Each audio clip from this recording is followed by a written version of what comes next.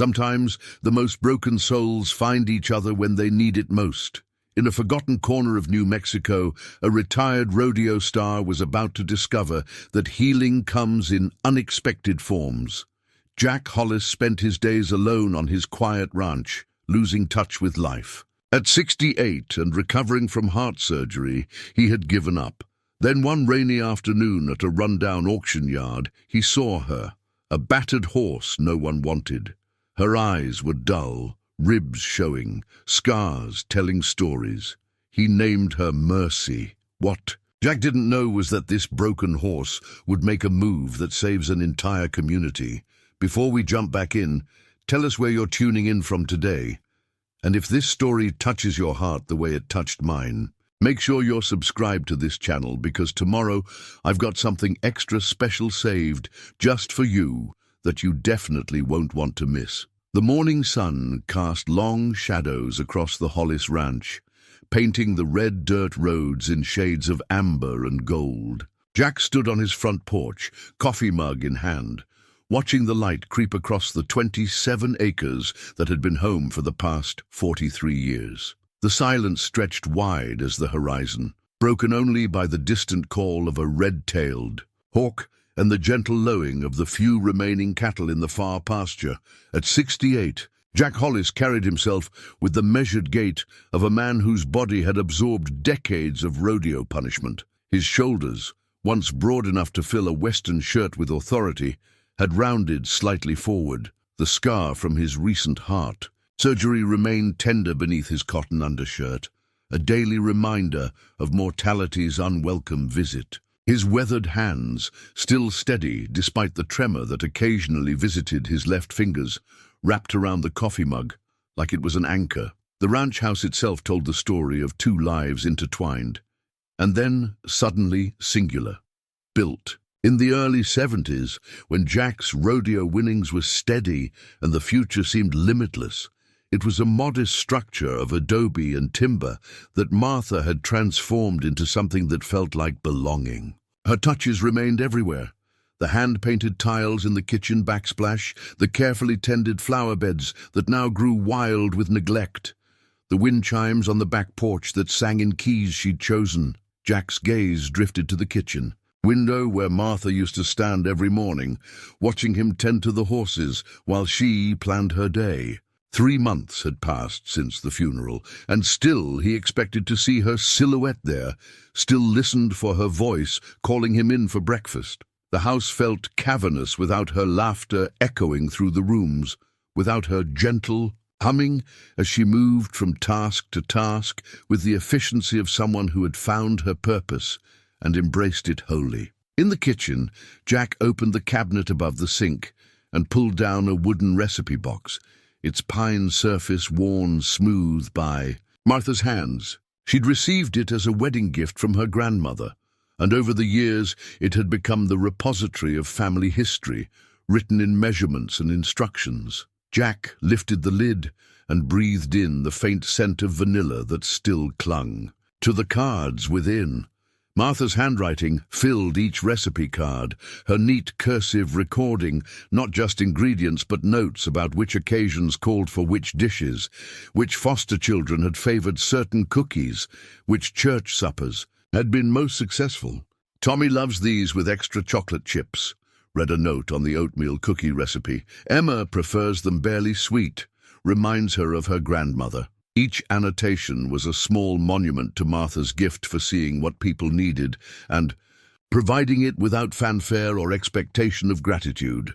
Jack closed the box carefully and returned it to its shelf. Martha had run the regional foster care support program from their home for 18 years, turning their ranch into a sanctuary for children who needed to remember that safety and kindness still existed in the world. Every weekend had brought 4 or 5 kids, sometimes more during school holidays or family crises. They'd arrive quiet and wary, often angry, and leave with something approaching hope in their eyes. After Martha's death, Jack had called Sarah Chen at the Department of Children and Family Services and explained that he couldn't continue the program. Sarah had been understanding, even kind, but Jack could hear the disappointment in her voice. The program had been vital to the community, she'd said. They were scrambling to find alternatives, but nothing could replace what Martha had built. The phone rang twice that morning, as it did most mornings. First, Dr. Peterson's office, confirming his afternoon appointment. Then Rosa Martinez, his neighbor to the east, checking on him as she'd done every day since the funeral. Rosa was in her 70s herself, a widow who understood the particular weight of silence that settled on a house after a lifetime partnership ended. "You eating enough, Jack?" Rosa asked, her voice carrying the authority of someone who'd raised 6 children and buried a husband. "I made extra pozole yesterday. It's too much for one person." "I'm managing fine, Rosa," Jack replied, though the refrigerator held little beyond coffee, eggs, and the remains of a casserole someone from church had dropped off the previous week.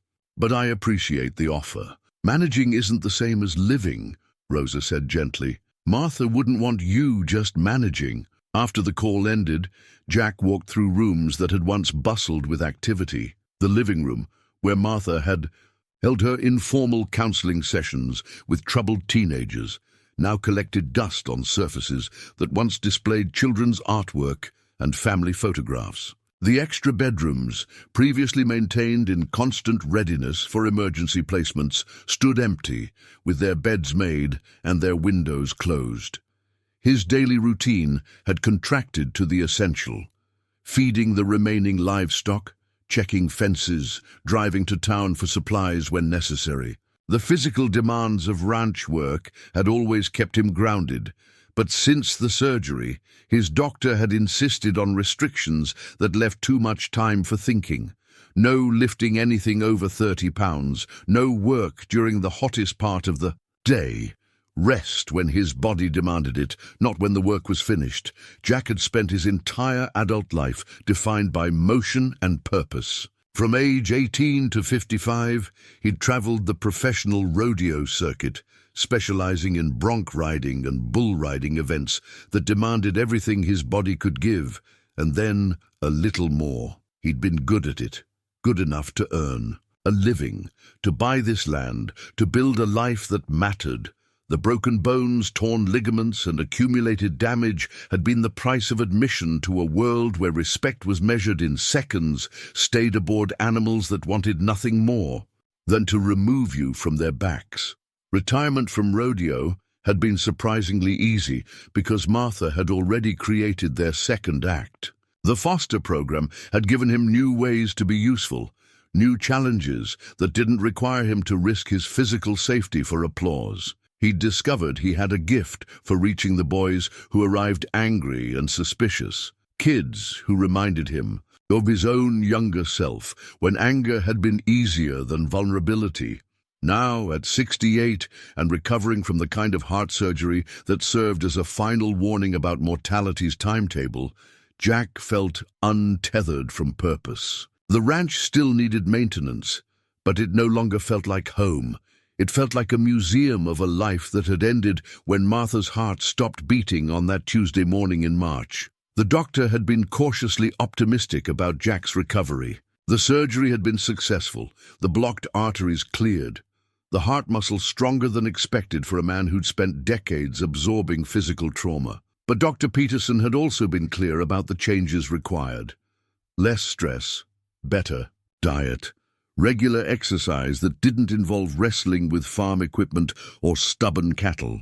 "You're not 25 anymore, Jack," the doctor had said, with the sort of gentle firmness that medical professionals perfected over years of delivering difficult truths. "Your body has served you well, but it needs maintenance now, not challenges."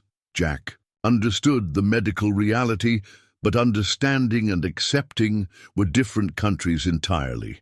He'd never learned how to be careful with himself, never developed the skill of moderation that came naturally to people who'd lived safer lives. Martha had been his moderating influence, the voice that convinced him to slow down when stubbornness would have pushed him past reasonable limits. The afternoon brought its own particular weight. This was when Martha used to begin her preparations. For whatever evening activity was planned, cooking dinner for the family, preparing snacks for the kids who'd be arriving for weekend stays, organizing supplies for craft projects or outdoor adventures. The house felt most empty during these hours when her presence had been most vibrant. Jack walked out to the barn, where his few remaining horses dozed in the afternoon heat.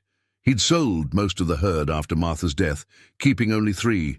Old Pete, a retired cutting horse who'd earned his keep and then some.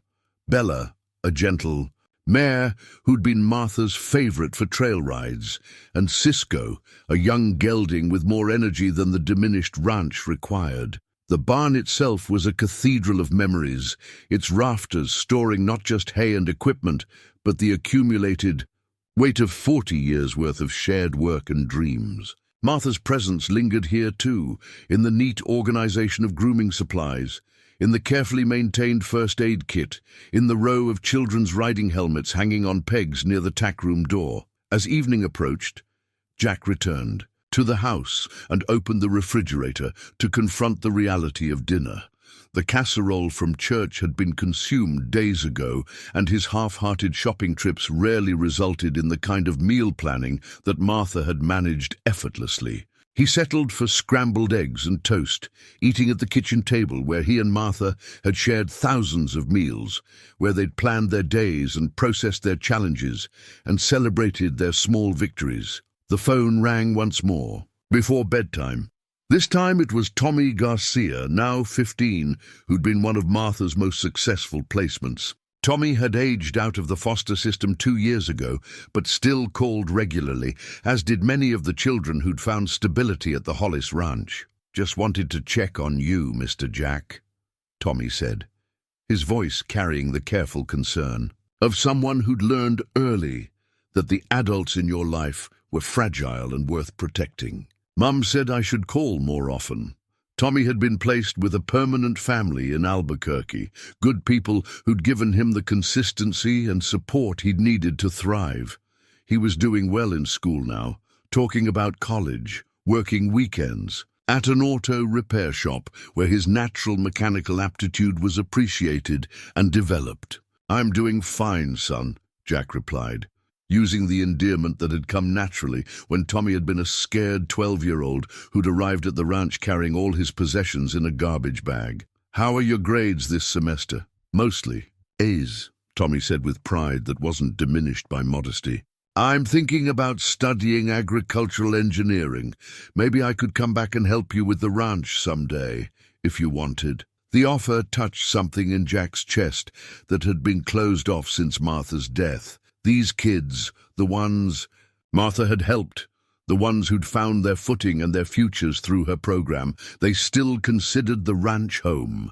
They still saw him as someone worth returning to, worth caring about, worth planning a future around. After Tommy's call ended, Jack sat in his recliner in the living room, the television playing softly but ignored. Martha's photograph smiled at him from the mantelpiece, her face bright with the particular joy she'd worn during their last anniversary dinner.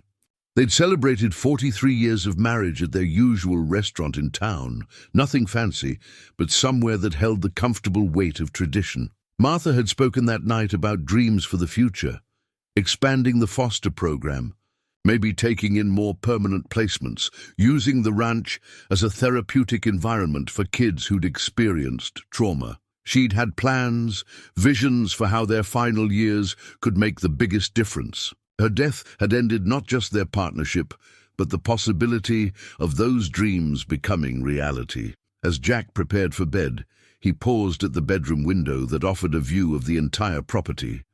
The moon illuminated the pastures where cattle grazed peacefully, the barn where horses rested after another quiet day, the fence lines that marked the boundaries of everything he and Martha had built together. It was beautiful land, good land, the kind of place that should be filled with purpose and life.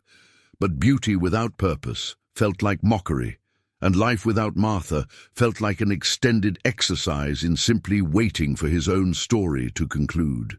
Tomorrow would bring another day of essential tasks and careful recovery, and the echo of conversations that would never happen again. Jack closed the curtains and turned away from the window, carrying the weight of silence into another night of dreams, filled with voices he could no longer answer. The rain started before dawn on Saturday morning, a steady drizzle that turned the dirt roads into ribbons of mud and gave the air the clean smell of sage and wet earth. Jack hadn't planned to go anywhere, certainly hadn't planned to drive the 30 miles to Clearwater auction yard, but something about the grey morning and the sound of water drumming against the windows made staying in the house feel unbearable. He'd seen the auction notice tacked to the bulletin board at Henderson's feed store the previous week, a weathered piece of yellow paper advertising livestock and equipment sales every Saturday at 10. The notice had been there for months,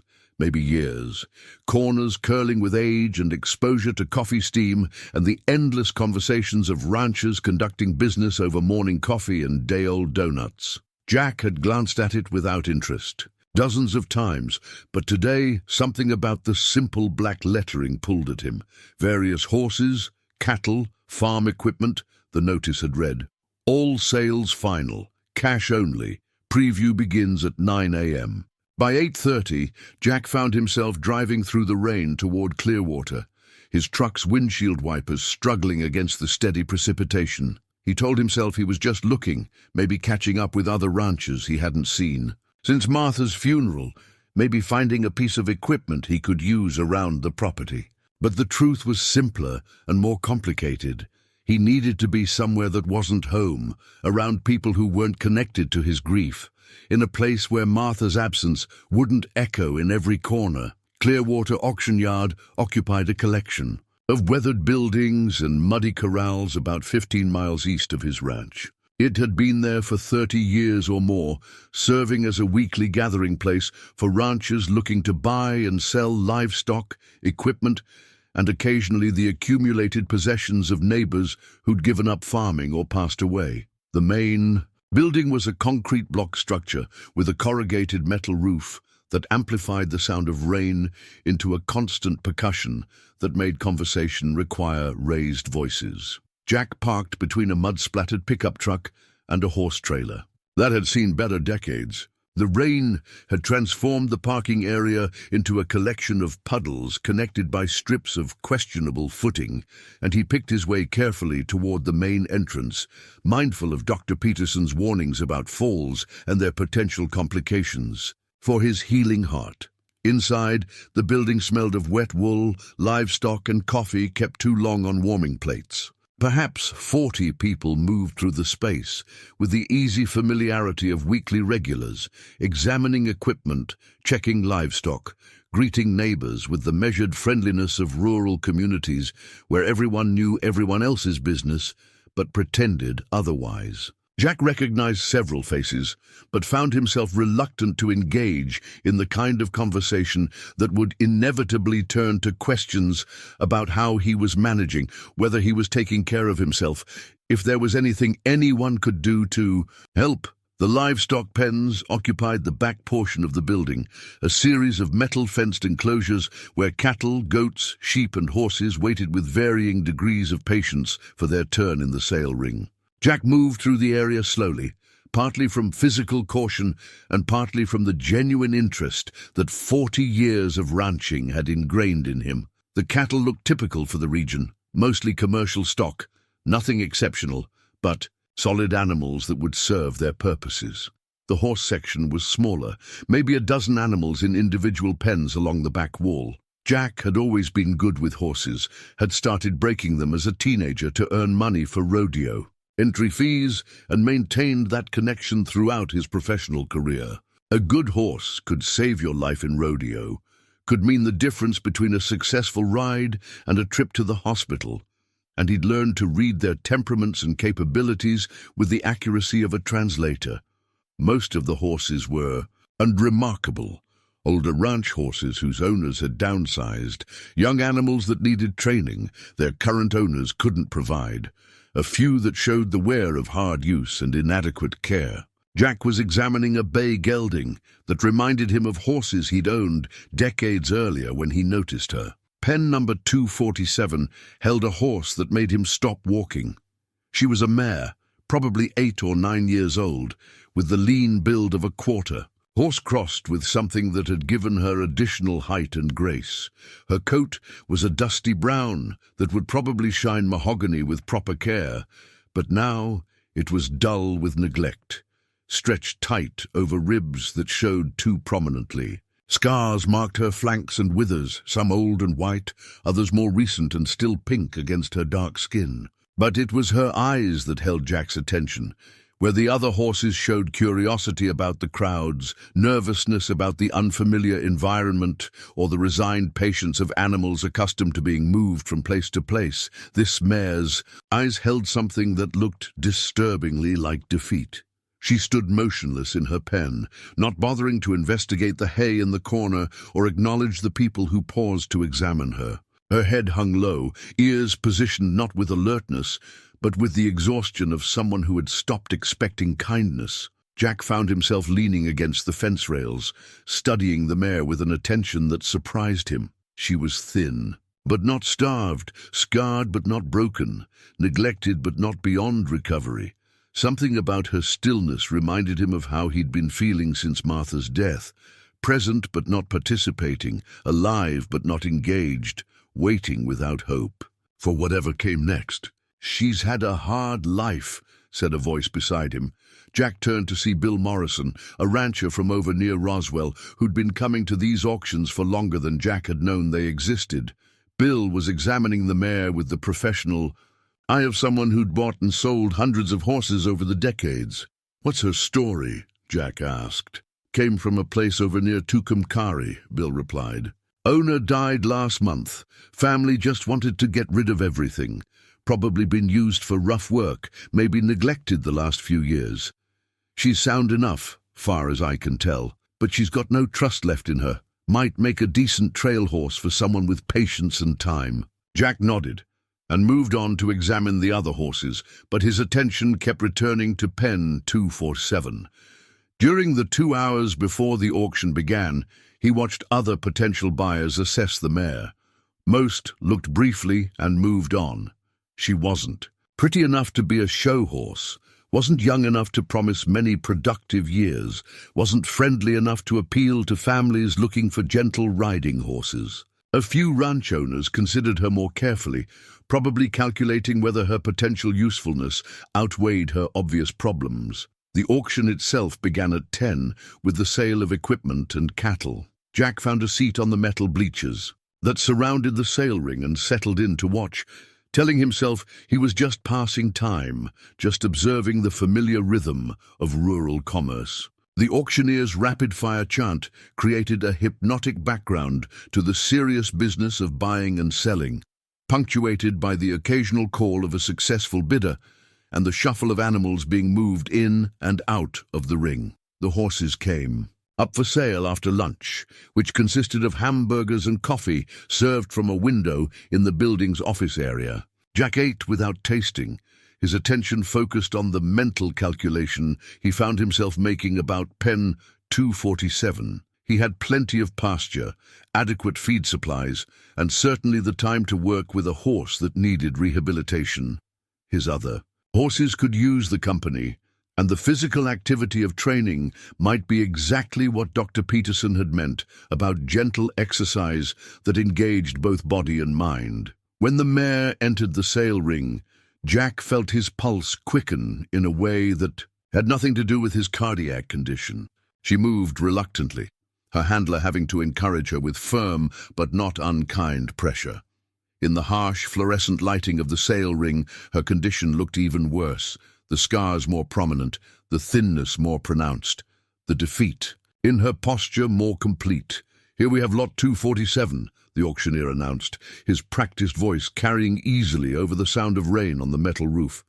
"Quarter-horse mare, approximately 9 years old, sound and healthy. She's going to need some work, but she's got good bones and good breeding. What am I bid?" The opening bid was $50, offered by a man Jack didn't recognize, who looked like he might be buying horses for processing rather than riding. Jack felt something cold settle in his stomach at the thought of this mare ending up in that kind of situation.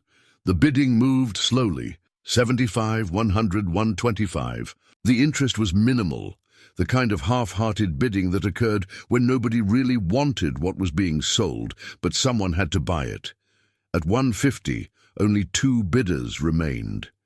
The unknown man and a rancher Jack recognized from previous auctions, who had a reputation for buying cheap horses, using them hard for a few years, then disposing of them when they broke down. Neither option felt acceptable to Jack, though he couldn't have explained why the fate of one neglected horse suddenly mattered so much to him. 150, do I hear 60?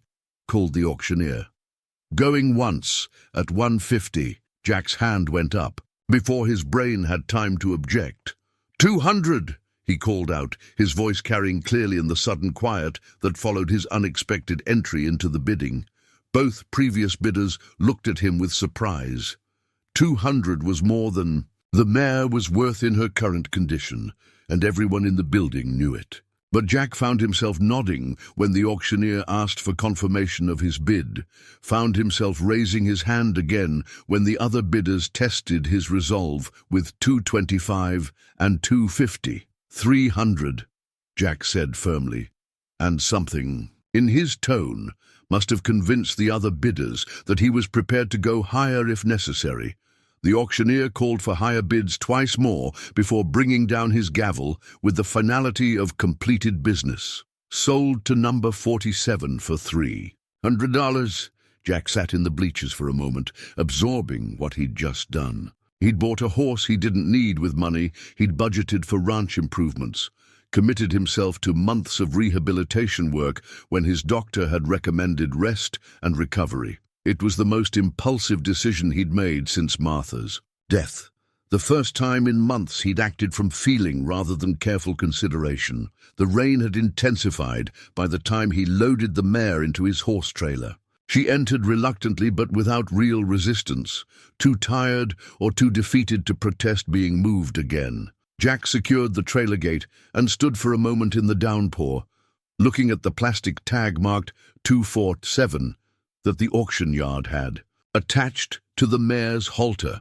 On impulse, he removed the tag and slipped it into his shirt pocket before climbing into his truck. During the drive home, Jack found himself talking to the horse through the small window that connected the truck. "Cab to the trailer. I don't know what I'm doing any better than you do," he told her, his voice barely audible over the sound of rain and tires on wet pavement. "But maybe that's okay. Maybe we can figure it out together." When Rosa Martinez saw him unloading the mare into the barn, she walked over from her property with the determined stride of someone who had questions that required immediate answers. Jack was prepared for criticism about his impulsive purchase, for practical concerns about taking on additional responsibility while he was still recovering from surgery. Instead, Rosa studied the mare for a long moment, taking in her condition and her dejected posture. "She's been hurt," Rosa said finally. "Not just physically. Someone broke her trust." "I know," Jack replied. "I'm thinking I might call her Mercy." Rosa nodded as if the name explained everything about his decision. "Mercy," she repeated. "That's a name with responsibility attached to it." That first night, Jack checked on Mercy 3 times, finding her standing in the same position near the back of her stall, untouched hay at her feet, water bucket still full. She watched him without interest, neither welcoming his presence nor objecting to it. She was simply enduring, the way Jack had been enduring since Martha's death. Present, but not participating.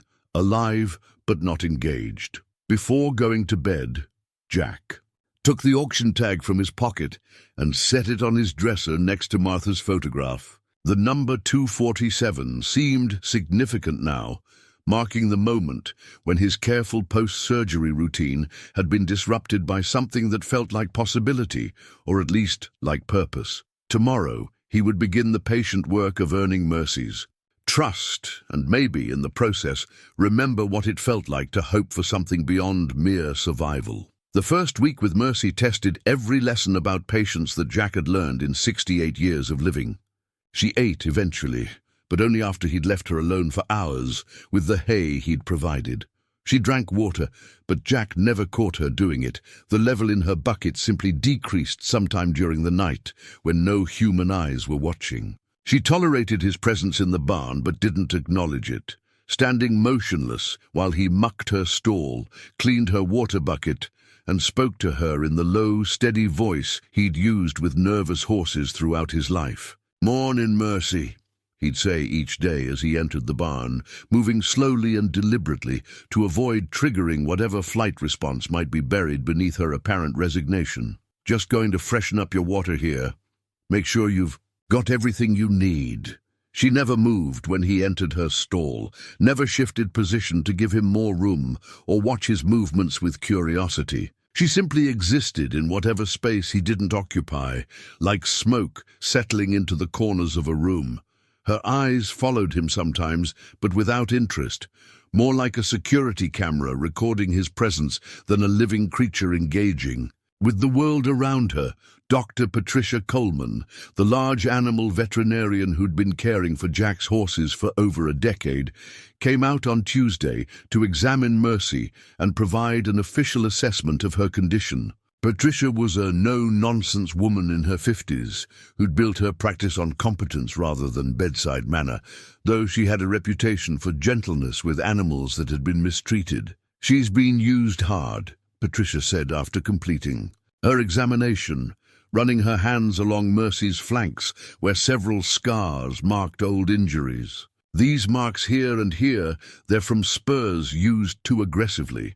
This one on her withers looks like it came from ill-fitting tack, probably worn when she was too thin to properly support it." Mercy stood perfectly still during the examination, not from cooperation, but from the kind of exhausted compliance that came from having learned that resistance only made things worse. When Patricia checked her hooves, Mercy lifted each foot automatically, mechanically, the way someone might raise their arms when ordered to do so by authority they'd learned not to question. "Physically, she's sound," Patricia continued, making notes in her worn leather portfolio.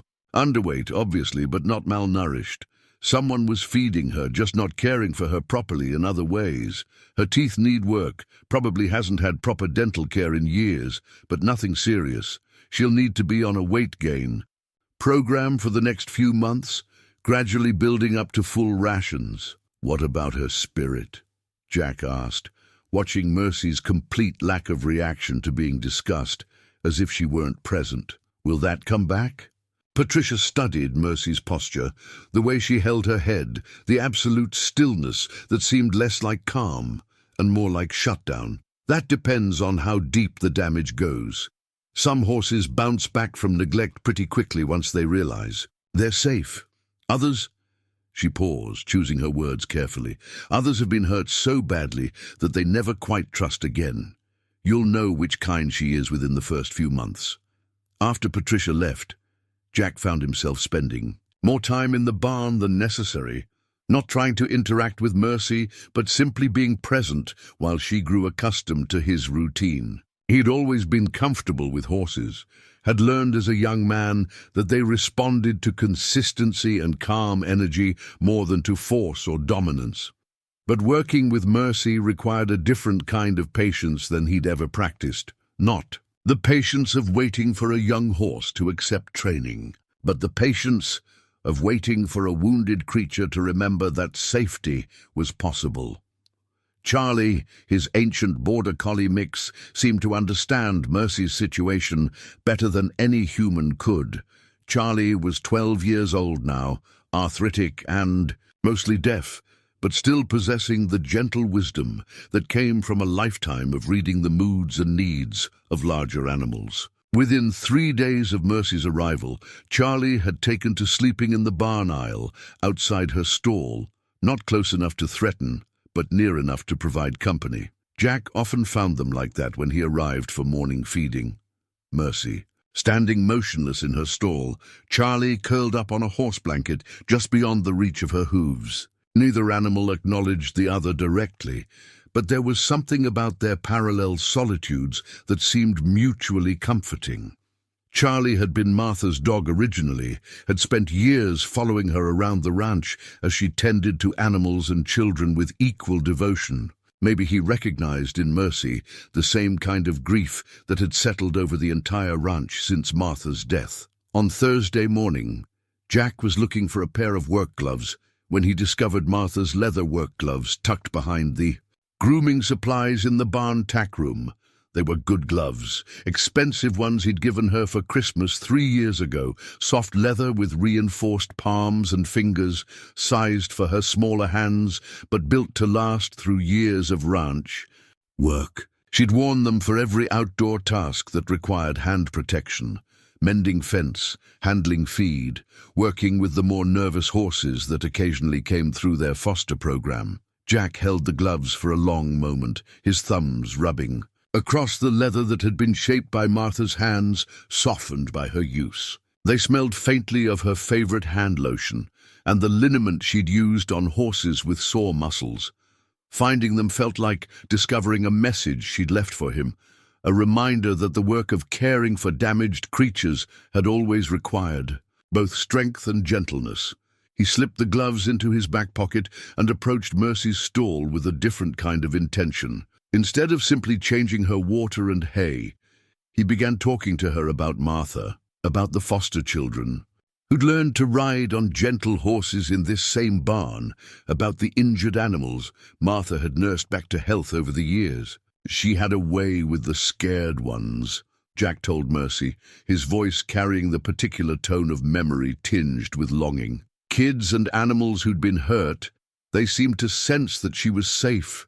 She never pushed, never demanded trust, just made herself available and waited for them to come to her. For the first time since arriving at the ranch, Mercy's ears moved.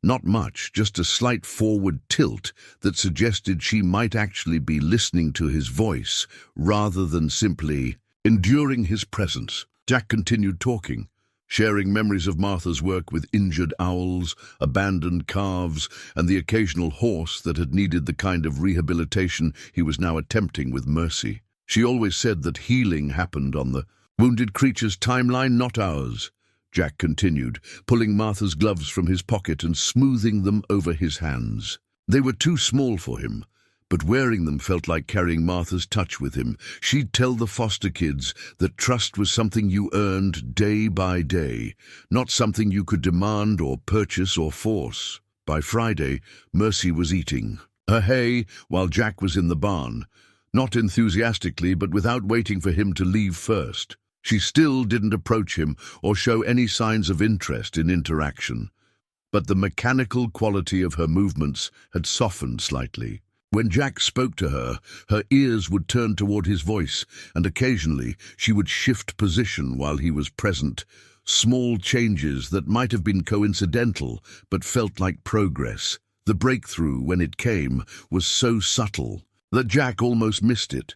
He was wearing Martha's gloves while brushing down old Pete in the stall next to Mercy's when he noticed her watching him work. Not just the vacant surveillance he'd grown accustomed to, but actual attention, her head turned toward the sound of the brush moving through Pete's coat, her eyes focused on the gentle, rhythmic motion of Jack's hands. On impulse, Jack moved to Mercy's stall with the brush still in his hand. "Would you like some of this?" he asked quietly, extending the brush toward her through the stall bars. "Nothing fancy, just a little grooming to help you feel better." Mercy looked at the brush, then at Jack's face, then back at the brush. For a moment, Jack thought she might actually step forward, might cross the distance between them, and accept the offer of care. Instead, she turned away, returning to her position at the back of the stall. But something had changed in the quality of her refusal. It felt less like defeat and more like caution, less like she'd given up hope of kindness, and more like she was simply being careful about when and how she accepted it. Jack hung the brush on a hook outside her stall, where she could see it, and returned to his work with old Pete. When Sarah Chen from the Department of Children and Family Services called that afternoon, Jack found himself mentioning Mercy before. He'd consciously decided to share the story of his impulsive purchase. "You bought a horse?" Sarah asked, and Jack could hear the surprise in her voice. Since Martha's death, he'd been steadily reducing his commitments and responsibilities, not taking on new ones. "What kind of horse?" The kind that needed someone to care about her, Jack replied, realizing as he said it that the same description might apply to him. She's been mistreated, doesn't trust easily, but she's got good bones, good breeding, just needs time and patience. That sounds familiar, Sarah said gently. Martha always said that about the children we placed with you. Good. Bones, good hearts, just needing time and patience to remember how to trust. After the call ended, Jack returned to the barn to find Mercy standing closer to the front of her stall than usual, her head positioned where she could see the brush he'd left hanging on the hook. She wasn't ready to accept his touch, might not be ready for weeks or months, but she was thinking about it.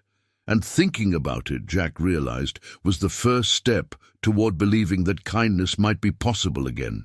That night, he kept Martha's gloves on his bedside table, within easy reach. Tomorrow he would try again, would offer the same patient presence Martha had brought to every wounded creature that had found its way to their ranch. And maybe, if he was consistent enough and gentle enough and willing to wait as long as necessary, both he and Mercy might remember what it felt like to trust again. Sarah Chen arrived on Saturday morning with 2 children and a photo album that Jack hadn't seen since Martha's funeral. The album was thick with protective plastic sleeves that held years' worth of photographs documenting the foster program Martha had run from their ranch. Smiling children on horseback, group shots from birthday parties and holiday celebrations, individual portraits that captured moments of breakthrough and healing that had happened in this very barn. I brought something I thought you should have, Sarah said, handing Jack the album after the children had wandered toward the corral to look at old Pete and Bella. Martha gave this to me last year when I was putting together the annual report. She wanted the state to see what the program really meant to the children, not just the statistics and case file summaries. Jack opened the album carefully, his weathered fingers tracing the edge of photographs that told the story of 18 years' worth of weekend sanctuaries and summer programs. There was Maria Gonzalez at age 7, tiny hands gripping the reins, of a patient pony, her face shining with the kind of joy that came from discovering she was brave enough to do something that had seemed impossible. There was David Chen, no relation to Sarah, at 14, his angry posture softened by the responsibility of caring for an injured calf. Page after page of children who'd arrived carrying invisible wounds and left with something approaching wholeness. She captioned every picture, Sarah continued, settling into one of the wooden chairs on the front porch. Look at the back pages. She wrote about what each child gained from the program, where they ended up, what they're doing now. The children Sarah had brought were 8-year-old Tommy Garcia and 12-year-old Emma Rodriguez, siblings who'd been removed from their home 3 months ago after their mother's latest boyfriend had demonstrated that his approach to discipline involved closed fists and unpredictable rage. They were staying with temporary foster parents in town, good people who were providing stability but lacked the space and resources for the kind of therapeutic environment Martha had created. Tommy was small for his 8 years, with dark hair that fell across his forehead and eyes that held the particular wariness of children who'd learned to monitor adult moods for signs of approaching danger. He moved with the careful steps of someone who'd been taught that drawing attention could result in punishment. But Jack could see curiosity struggling against caution as the boy examined the horses from a safe distance. Emma was clearly the protector of the pair, positioning herself between Tommy and any potential threats, including Jack. She was tall for 12, with the angular build of someone who'd grown quickly, and she carried herself with the rigid posture of someone shouldering responsibilities that belonged to adults. Her eyes moved constantly, cataloging exits and assessing whether the man she'd just met represented safety or danger. Tommy has nightmares, Sarah explained quietly while the children were out of earshot. Emma hasn't been sleeping either. She's afraid to close her eyes because she thinks she needs to protect him. Their foster parents are wonderful, but they've got 3 other kids and busy jobs. I was hoping, she paused, looking uncertain for the first time since Jack had known her. Sarah was a professional who dealt with difficult situations daily, but asking him to resume Martha's program when he was still grieving her loss required a particular kind of diplomatic courage. "I know it's a lot to ask," Sarah continued, "and I know you're still recovering from your surgery, but these kids, they need what Martha used to provide. That sense of safety, that connection with animals and land that helps them remember what peace feels like." Jack looked up from the photo album to watch Tommy and Emma at the corral fence. Tommy was reaching tentatively through the rails toward Bella, who had wandered over to investigate the visitors with her usual gentle curiosity. Emma stood slightly behind him, ready to pull him back if the large animal represented any kind of threat. But Jack could see her own interest in the way her eyes tracked Bella's movements. "What about liability?" Jack asked, though he already knew the question was a deflection from the real issue, which was whether he had the emotional capacity to open his heart to more loss, more responsibility, more chances for things to go wrong. "Same. Insurance coverage the program always had," Sarah replied. "The state would provide the same support we always gave Martha. Background checks for volunteers, transportation assistance, emergency contact protocols. You wouldn't be doing this alone." Jack turned to a photograph near the middle of the album that showed Martha leading a group of 6 children on a trail ride through the hills behind the ranch. She was wearing the yellow shirt he'd bought her for her birthday, her face bright with the particular joy she'd always found in sharing the landscape she loved with children who'd rarely experienced that kind of freedom and safety. The children in the photograph were laughing, relaxed in their saddles, transformed from the wary, damaged kids who'd arrived for their first visit into something approaching normal childhood happiness. "She made it look easy," Jack said, his voice carrying the weight of doubt about his own ability to provide what these children needed. "It wasn't easy," Sarah replied. "Martha worked incredibly hard to make it seem effortless, but she also had help, your help. The children responded to both of you, not just her. You taught the older boys about responsibility and work ethic. You shared stories about rodeo that made them believe they could be brave and strong and still be kind." From the corral came the sound of Tommy's laughter, the first genuine expression of joy Jack had heard from the boy since his arrival. Bella had accepted a handful of grass through the fence rails and was now allowing Tommy to stroke her nose, while Emma watched with cautious approval. "Just for today," Jack said finally. "Let's see how it goes." The afternoon unfolded with the gentle rhythm that Martha had perfected over years of working with traumatized children. Jack started by showing Tommy and Emma around the ranch, explaining the routines of animal care without pressure to participate, simply letting them absorb the atmosphere of purposeful calm that pervaded the property. When they reached Mercy's stall, both children stopped and stared. The mare's condition was still poor despite a week of proper feeding, her scars visible and her posture still carrying the weight of defeat. But something about her obvious vulnerability seemed to resonate with the children in a way that the healthy, well-adjusted horses couldn't. "What happened to her?" Emma asked, her voice carrying the protective instincts of someone who recognized a fellow survivor. "Someone didn't take very good care of her," Jack replied honestly. "She's forgotten how to trust people, forgotten that kindness is possible. But she's safe now, and with time and patience she might remember." Tommy moved closer to Mercy's stall, his small hands gripping the metal rails. "She's scared," he said with the certainty of someone who understood fear intimately. "Yes," Jack agreed, "but scared and hopeless aren't the same thing. Scared means you still care enough to protect yourself. Hopeless means you've given up caring for..." The next 2 hours, Jack found himself sharing stories about the ranch, about Martha's work with foster children, about the various animals who'd found healing in this place over the years. He told them about the injured owl Martha had nursed back to health, about the orphaned calf who'd learned to trust humans again after being abandoned by its mother, about horses who'd arrived broken and left whole. Emma asked careful questions.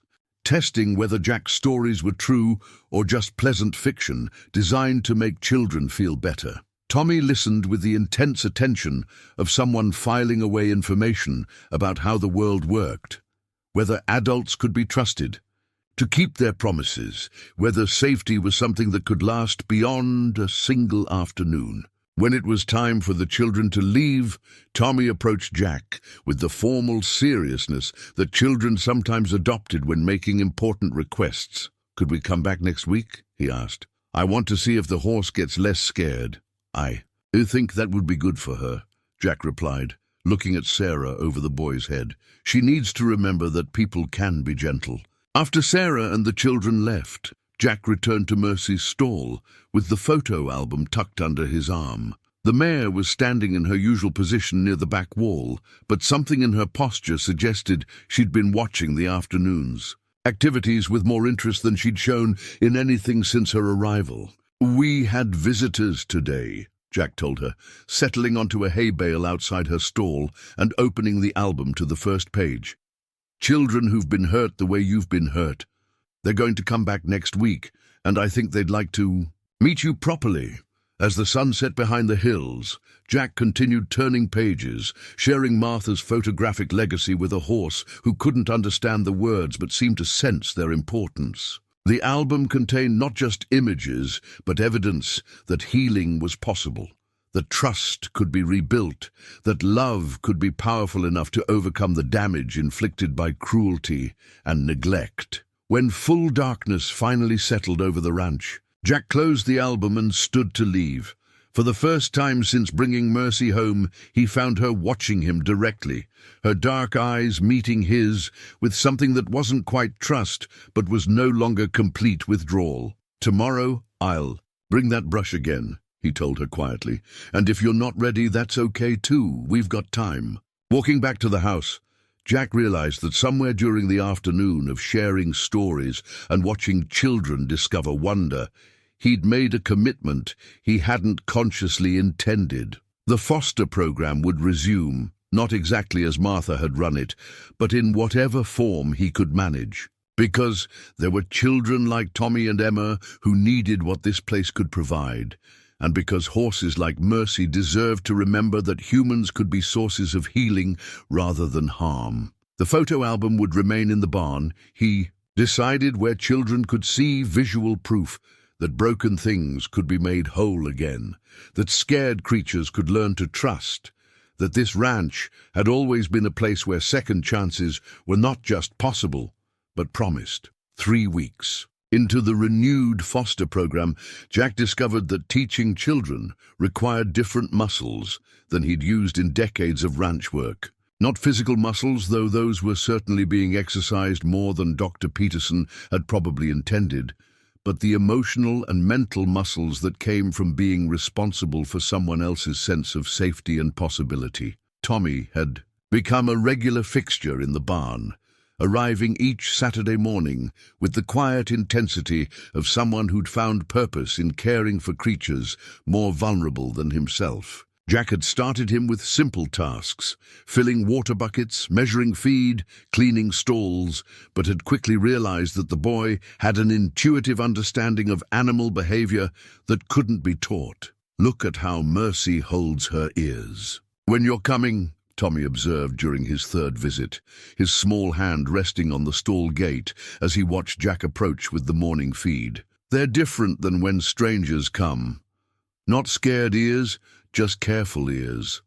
Jack paused to study Mercy's posture, noting the subtle difference Tommy had identified. The boy was right. Mercy's ears were forward but not rigid, alert but not anxious. 3 weeks of consistent care had created the beginning of recognition, if not yet trust. "You've got a good eye," Jack told Tommy, meaning it. "That's the kind of observation that makes the difference between someone who works with horses and someone who understands them." These conversations with Tommy were gradually awakening something in Jack that had been dormant since Martha's death.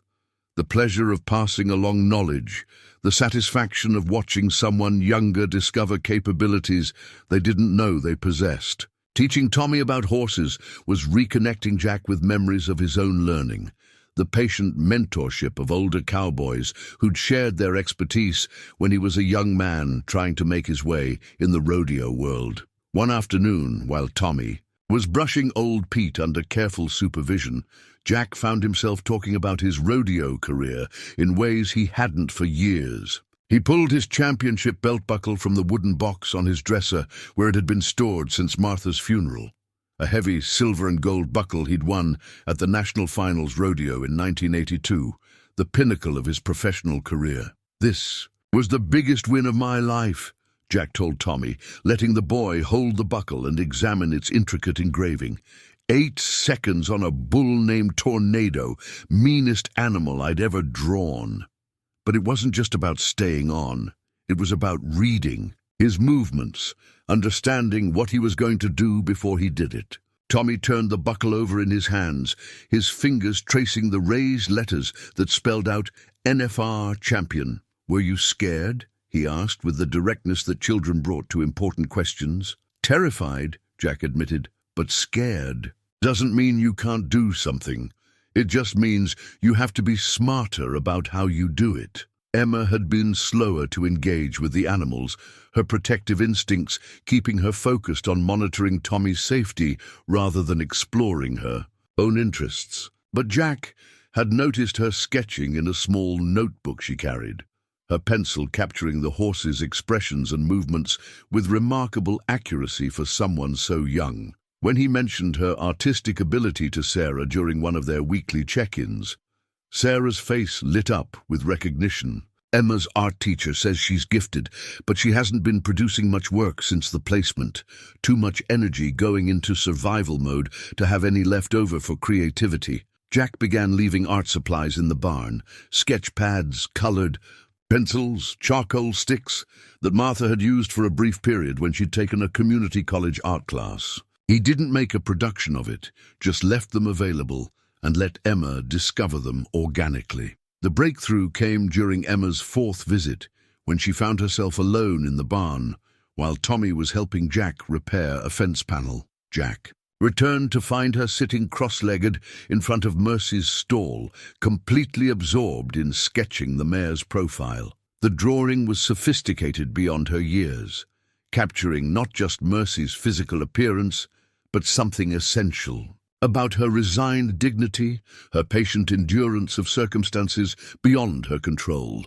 "You see her," Jack said quietly, not wanting to interrupt Emma's concentration, but needing to acknowledge what she'd captured on paper. "Not just how she looks, but who she is." Emma glanced up from her sketch, her expression cautious but pleased. "She reminds me of my mom," she said, "not how she looks, but how she holds herself, like she's trying to be invisible so nothing else bad happens to her." The comparison was heartbreaking in its accuracy, but it also suggested that Emma was beginning to process her own experience through her art, to find ways of understanding and expressing trauma that didn't require putting it into words. Word of the program's renewal had spread through the community with the efficiency of small-town communication networks. Pastor Williams from the Baptist Church stopped by one afternoon to express the congregation's support and to ask if the church could provide any assistance. Mrs. Henderson from the feed store began donating supplies with casual regularity, dropping off extra hay or grain with explanations that she'd overordered or that someone hadn't claimed a special order. But the community response wasn't universally positive. At the monthly town council meeting, Jack faced questions about liability, insurance coverage, and the wisdom of operating what some members considered a high-risk activity for vulnerable children. "We appreciate Mr. Hollis's generous intentions," said Councilman Robert Pike, a banker who'd moved to the area from Albuquerque and brought city concerns about litigation and regulatory compliance. "But we have to consider our exposure if something goes wrong. These children have already experienced trauma. Are we comfortable with the possibility of adding to that trauma if there's an accident?" Jack found himself standing in the community center that had hosted countless meetings over the decades, facing people he'd known for years who were suddenly viewing his work through the lens of potential lawsuits and insurance claims. He was wearing his championship belt buckle, had put it on that morning without conscious intention, and now realized it was serving as a reminder of who he'd been before grief had diminished his sense of purpose. I spent 37 years getting on animals that wanted to throw me off, Jack said, his voice carrying the quiet authority that came from experience rather than bluster. I broke 17 bones, tore 3 ligaments, and got more concussions than my doctor likes to remember. But I learned something about managing risk that you can't learn from insurance manuals or safety regulations. He paused, looking around the room at faces that represented his community,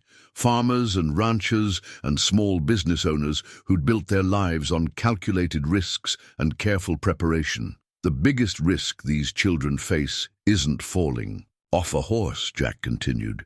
It's growing up without learning that they're worth protecting, worth investing in, worth believing in. Martha understood that, and she created something here that gave kids a chance to discover their own strength.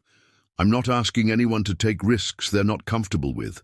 I'm asking you to recognize that some things are worth the risk. The Kisiso Council voted to continue supporting the program with existing insurance coverage and safety protocols, though Jack could see that he'd need to be especially careful about documentation and adherence to state guidelines. The victory felt significant, not because it guaranteed the program's future, but because it required Jack to advocate for something beyond his own comfort and safety. Driving home from the meeting, Jack realized he was wearing Martha's leather gloves again, had been wearing them almost daily since beginning his work with Mercy and the children.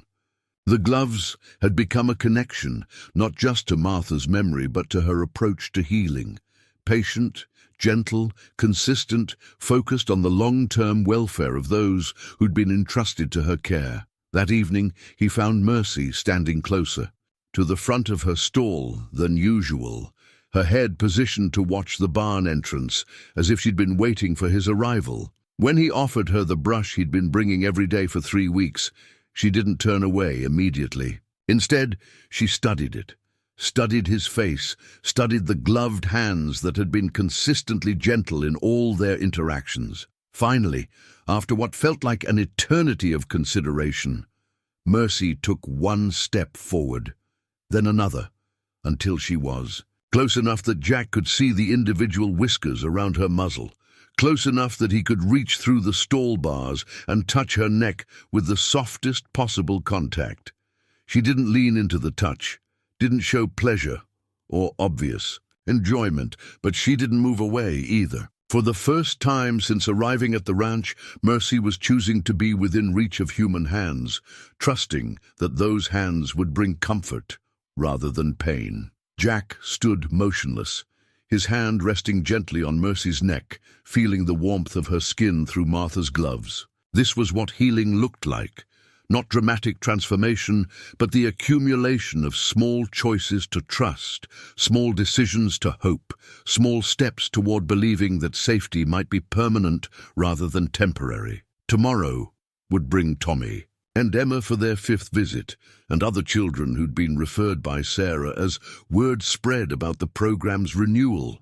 There would be more town council meetings, more insurance forms, more careful documentation of every interaction to protect both the children and the program itself. But tonight, standing in the gentle light of the barn with his hand on a horse, who'd learned to trust again, Jack felt the particular satisfaction that came from work that mattered. His championship buckle caught the light as he moved, a reminder that courage came in many forms, sometimes 8 seconds of controlled panic on a bucking bull, sometimes 3 weeks of patient presence with a wounded animal who needed to remember that hands could heal rather than harm.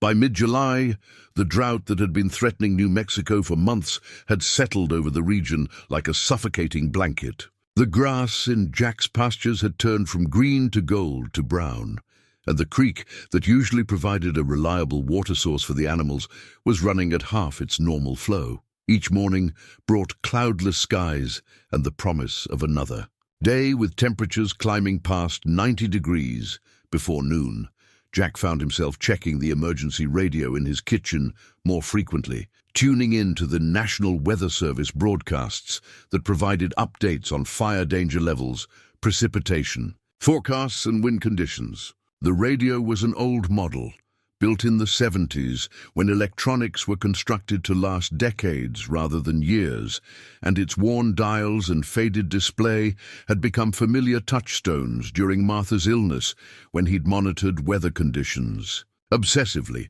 afraid that any additional stress might compromise her weakening system.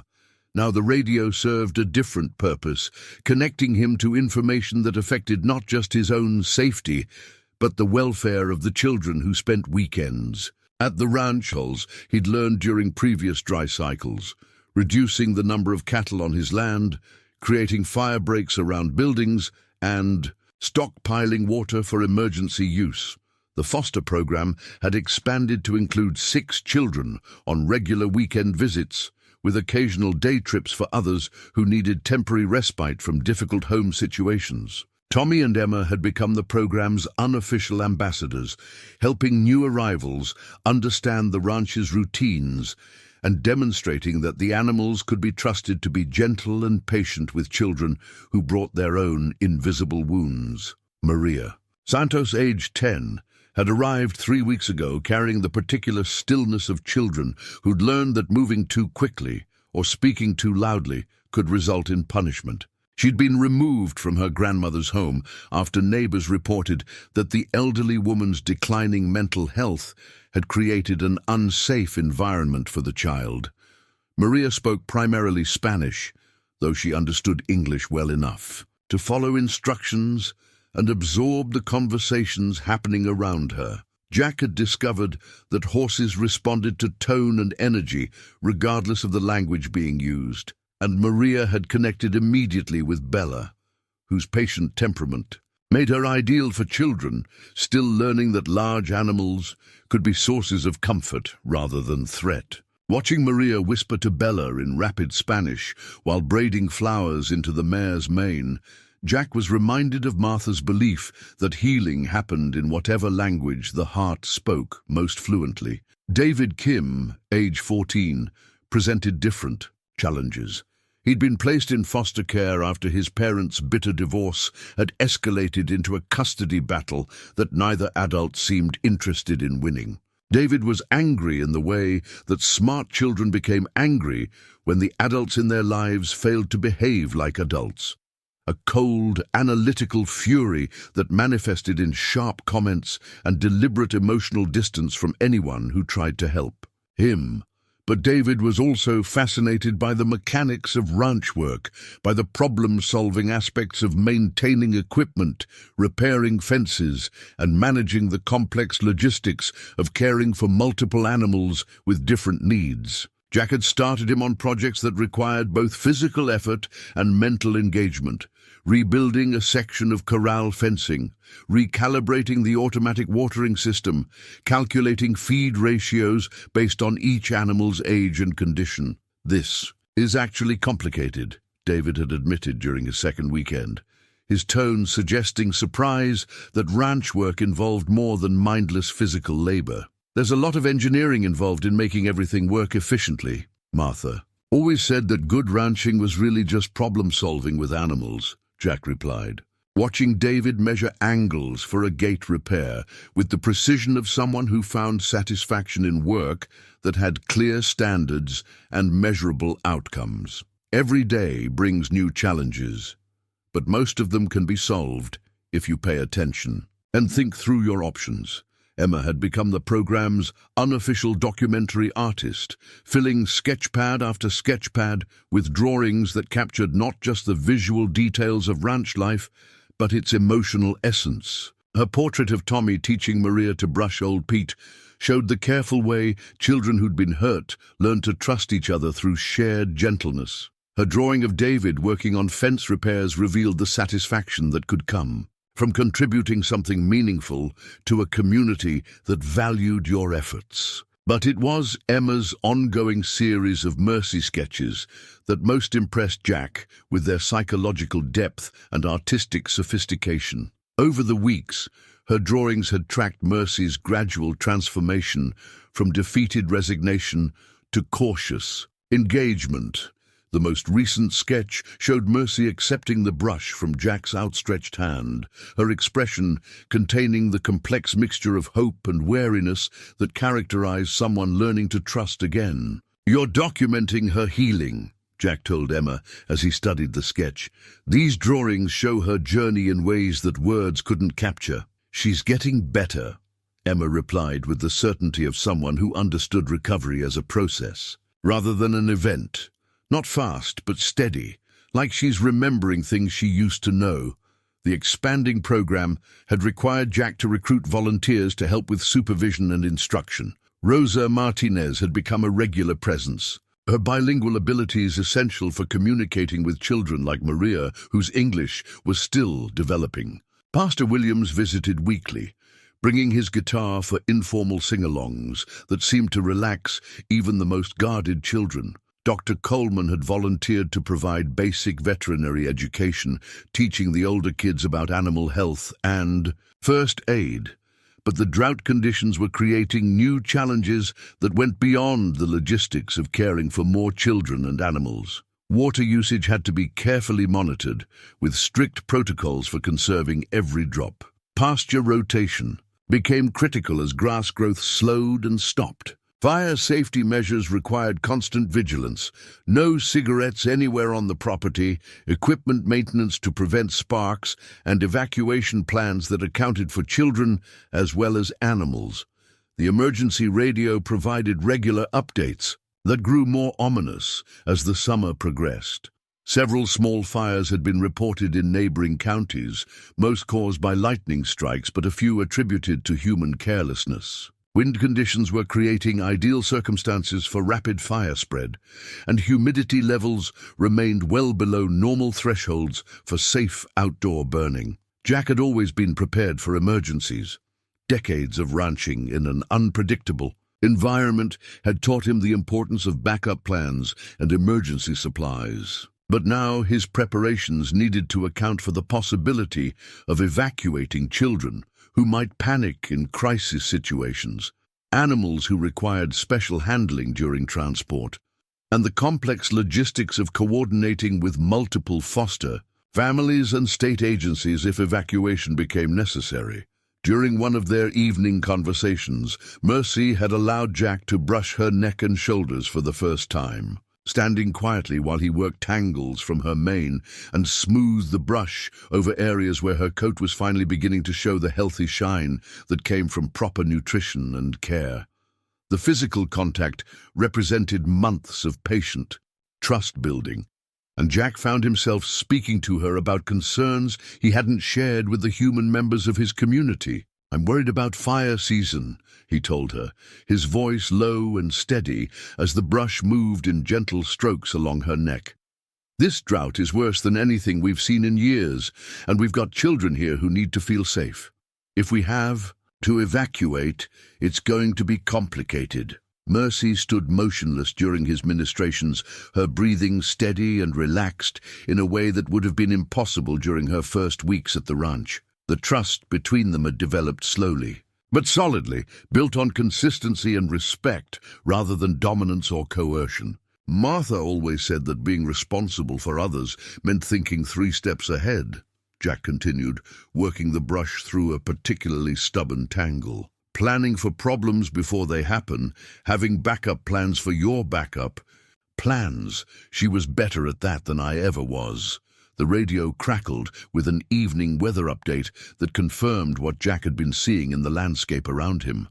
No precipitation expected for at least another week, temperatures continuing to climb, wind conditions remaining dangerous for fire spread. He made mental notes to check the ranch's fire suppression equipment in the morning, to review evacuation procedures with the volunteers, to ensure that emergency contact information for all the children was current and easily accessible. That Night, as Jack prepared for bed, he kept the emergency radio on his nightstand where he could monitor overnight broadcasts without disturbing his sleep. The drought would break eventually. It always did. But until then, his responsibility extended beyond the normal challenges of ranching and foster care, to include preparation for the kind of emergency that could threaten everything he and Martha had built. Looking out his bedroom window at stars that shone with the particular clarity that came from drought conditions, Jack realized that the expansion of the foster program had given him something he'd lost after Martha's death: a sense of purpose that extended beyond his own recovery and survival. These children needed what the ranch could provide, and the animals in his care depended on his ability to keep them safe, regardless of what challenges the weather might bring. The emergency radio murmured quietly through the night, its periodic updates a reminder that safety was never guaranteed, only prepared for. But preparation, Jack knew from years of ranching and rodeo, was often the difference between surviving a crisis and being overwhelmed by it. Tomorrow, he would review his emergency plans once more, check his equipment once more, and continue the patient work of helping children and animals remember that trust was possible even when the world felt uncertain and dangerous. In her stall, Mercy stood quietly through the night, her healing continuing in the invisible ways that mattered most. And throughout the ranch, the infrastructure of care that Jack and Martha had built over decades stood ready to protect those who needed protection, whatever challenges the coming weeks might bring. The discovery came by accident, as the most significant revelations often do. Jack was cleaning out the tack room on a humid Thursday morning, organizing equipment that had accumulated over decades of ranch operations, when he found a manila envelope wedged behind a saddle rack in the corner where storage space met forgotten corners. The envelope was water-stained and dusty, marked with the kind of age that comes from years of being overlooked, rather than deliberately hidden. Inside were registration papers, veterinary records, and breeding documentation for horses that had passed through the ranch over the years. The kind of paperwork that Martha had meticulously maintained for every animal in their care, filed away and forgotten when the animals moved on to other homes or purposes. Most of the documents related to horses, Jack remembered. Old Pete's cutting horse certifications, Bella's trail ride evaluations, vaccination records for animals they'd sold or donated years ago. But at the bottom of the envelope, Jack found papers he didn't recognize. Official registration documents from the American Quarter Horse Association bearing a name he'd never seen. Wildfire's Mercy, foaled April 15, 2016, with a complex bloodline that traced back through multiple generations of horses whose names carried prefixes he'd heard but never fully understood. Search, Rescue, Guardian, Beacon. Jack studied the papers with growing confusion, then walked to Mercy's stall, where she stood in her usual morning position, alert but patient, watching him with the trust that had developed over months of consistent care. The registration number on the papers matched the faint brand on Mercy's left hip, a brand so old and weathered that Jack had assumed it was from her original owner's ranch, not an official identification marking. Wildfire's Mercy, Jack said, aloud, testing the name that had appeared on her papers. At the sound of the complete name, Mercy's ears pricked forward with an alertness Jack had never seen from her before. Not just attention, but recognition, as if she'd been waiting months for someone to speak her real name instead of the shortened version he'd been using. The implications began settling over Jack like puzzle pieces clicking into place. He drove immediately to the county extension office, where Rachel Morrison, the livestock specialist, maintained databases of horse breeding records and could help him trace bloodlines with computer resources he didn't have at the ranch. "This is extraordinary," Rachel said after entering Mercy's registration information into her system. "Look at this lineage, Jack." Her great-grandmother was Search and Rescue Sally, one of the foundation mares for the Southwest Emergency Response. horse program in the 1990s. Her grandfather was Guardian's Promise. He was featured in magazine articles about horses trained specifically for disaster response and wilderness rescue operations. Jack leaned over Rachel's shoulder to study the computer screen that was displaying Mercy's family tree in digital form. Generation after generation of horses whose bloodlines had been carefully managed to produce animals with specific traits: intelligence, stamina, calm temperaments under stress, and an almost supernatural ability to navigate dangerous terrain while carrying or leading humans to safety. The program was active for about 15 years, Rachel continued, scrolling through historical documents that detailed the specialized training protocols used with these horses.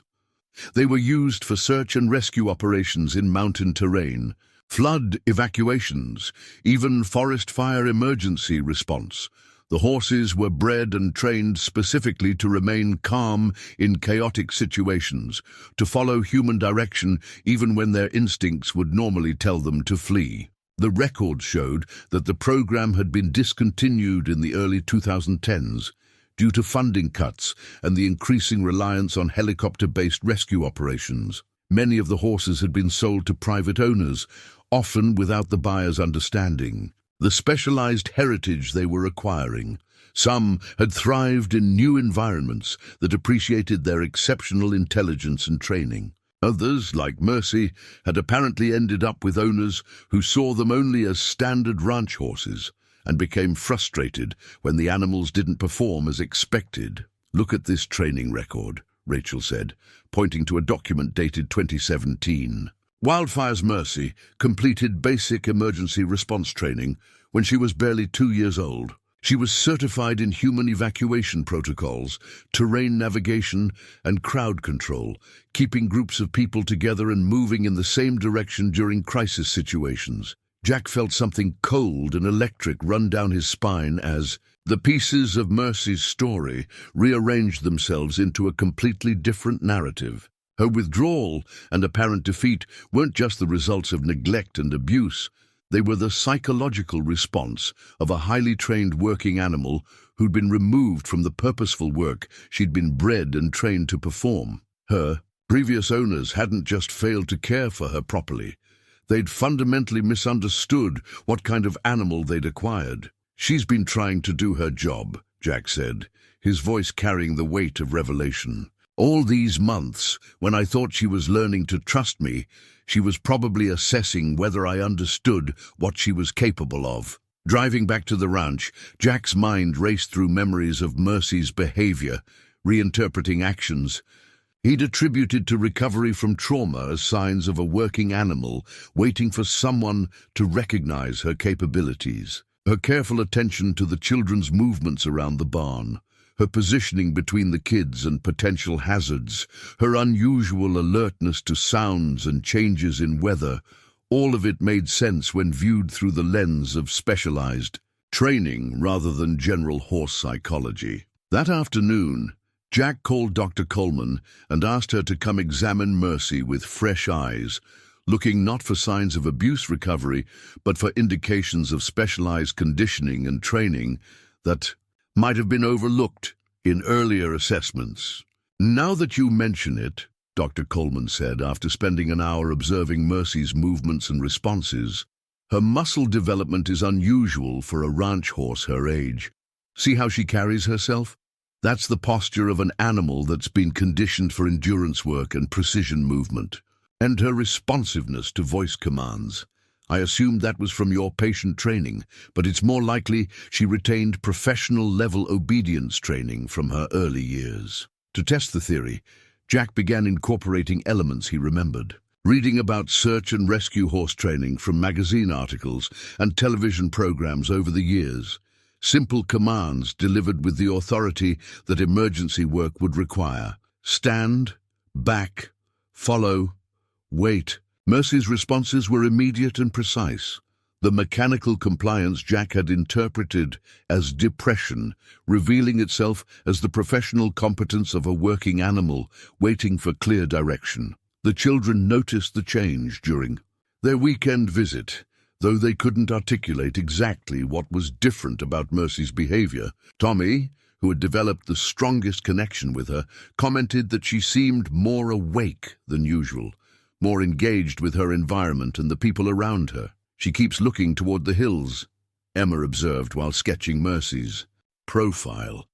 "Not scared looking, but like she's watching for something, like she's supposed to be doing something out there." Emma's artistic eye had captured something that Jack was only beginning to understand. Mercy wasn't fully healed because she wasn't fully employed. Her psychological recovery required more than safety and kindness. It required recognition of her capabilities and opportunities to use the skills she'd been bred and trained to provide. That evening, Jack spread Mercy's registration papers across his kitchen table and called Sarah Chen to explain the discovery and its implications for the foster program. "So we've been caring for a professional rescue horse," Sarah said, after Jack had summarized the day's revelations. "A horse specifically trained to help people in emergency situations, who's been waiting for someone to understand what she was designed to do." "It explains why she connected so naturally with the children," Jack replied. "She's been programmed, essentially, to protect and guide humans through difficult situations. Working with traumatized kids isn't that different from working with disaster survivors. You need the same combination of strength and gentleness, the same ability to remain calm when everyone around you is struggling." They discussed the implications for Mercy's continued care and the possibility of incorporating elements of her original training into the therapeutic work she was already doing with the foster children. But Jack's mind was also processing more. Immediate concerns, the ongoing drought, the elevated fire danger, the emergency radio's increasingly ominous weather reports. "Sarah," Jack said finally, "if we had to evacuate the ranch because of wildfire, how many children might we be responsible for? On a weekend? Potentially 8 or 10, depending on which kids are scheduled for visits and whether any emergency placements come up," Sarah replied. "Why?" Jack looked out his kitchen window toward Mercy's stall, where she was standing alert and watchful in the gathering dusk. "Because I think we might have a resource we didn't know we had. A horse, specifically trained to help people survive emergencies, who's been waiting for someone to ask her to do the work she was bred for." The registration papers sat on the table like a roadmap to possibilities Jack hadn't imagined. Mercy wasn't just a rescued horse learning to trust again. She was a professional who'd been temporarily unemployed, waiting for circumstances that would require her specialized skills. And given the drought conditions and fire warnings that filled the emergency radio broadcasts each day, those circumstances might be approaching faster than anyone wanted to acknowledge. Over the next several days, Jack began working with Mercy in new ways, testing her responses to emergency-type scenarios and discovering that her professional training remained largely intact despite months of idleness. She could guide groups of children calmly from one location to another, could navigate rough terrain while carrying a rider, could maintain her composure in situations that would panic ordinary horses. The revelation of Mercy's heritage had transformed Jack's understanding not just of her capabilities, but of his responsibilities. He was no longer simply caring for a recovering animal. He was the guardian of a resource that might prove essential if the worst-case scenarios announced by the emergency radio actually materialized. And given the conditions developing across New Mexico, those scenarios were becoming more probable with each passing day of drought and rising temperatures. Mercy's bloodline papers had revealed more than her genetic heritage. They'd revealed her purpose, her destiny, and possibly the reason she'd found her way to the ranch at exactly the time when her specialized skills might be needed most. The foster children, who'd been learning to trust through their interactions with her, weren't just benefiting from therapeutic contact with a gentle animal. They were unknowingly preparing for possibilities that Jack was only beginning to comprehend. The Emergency radio continued its nightly broadcasts, and Jack found himself listening with new understanding of what those warnings might mean for the community he'd committed to protect. But now he had something he'd lacked during previous fire seasons, a partner whose breeding and training had prepared her for exactly the kinds of challenges that were gathering like storm clouds on the horizon. The emergency alert came through. The radio at 4:17 a.m. on Saturday morning, its mechanical urgency cutting through Jack's sleep like a blade. Red flag warning for all of northern New Mexico. Wind gusts expected to exceed 40 miles per hour. Relative humidity dropping below 10%. All outdoor burning prohibited. Fire danger elevated to critical across the region. Jack lay in bed for a moment, processing the implications, while his heart rate settled back toward normal. Saturday was the foster program's busiest day. 8 children scheduled for activities that would keep them at the ranch from morning until evening. Under normal circumstances, the weather warning would mean modifying outdoor activities and being extra careful with any equipment that might generate sparks. But given Mercy's newly discovered heritage and the evacuation planning he'd been developing over the past week, the warning felt less like routine caution and more like the countdown to something inevitable. He was making coffee when the second alert came through at 5:30.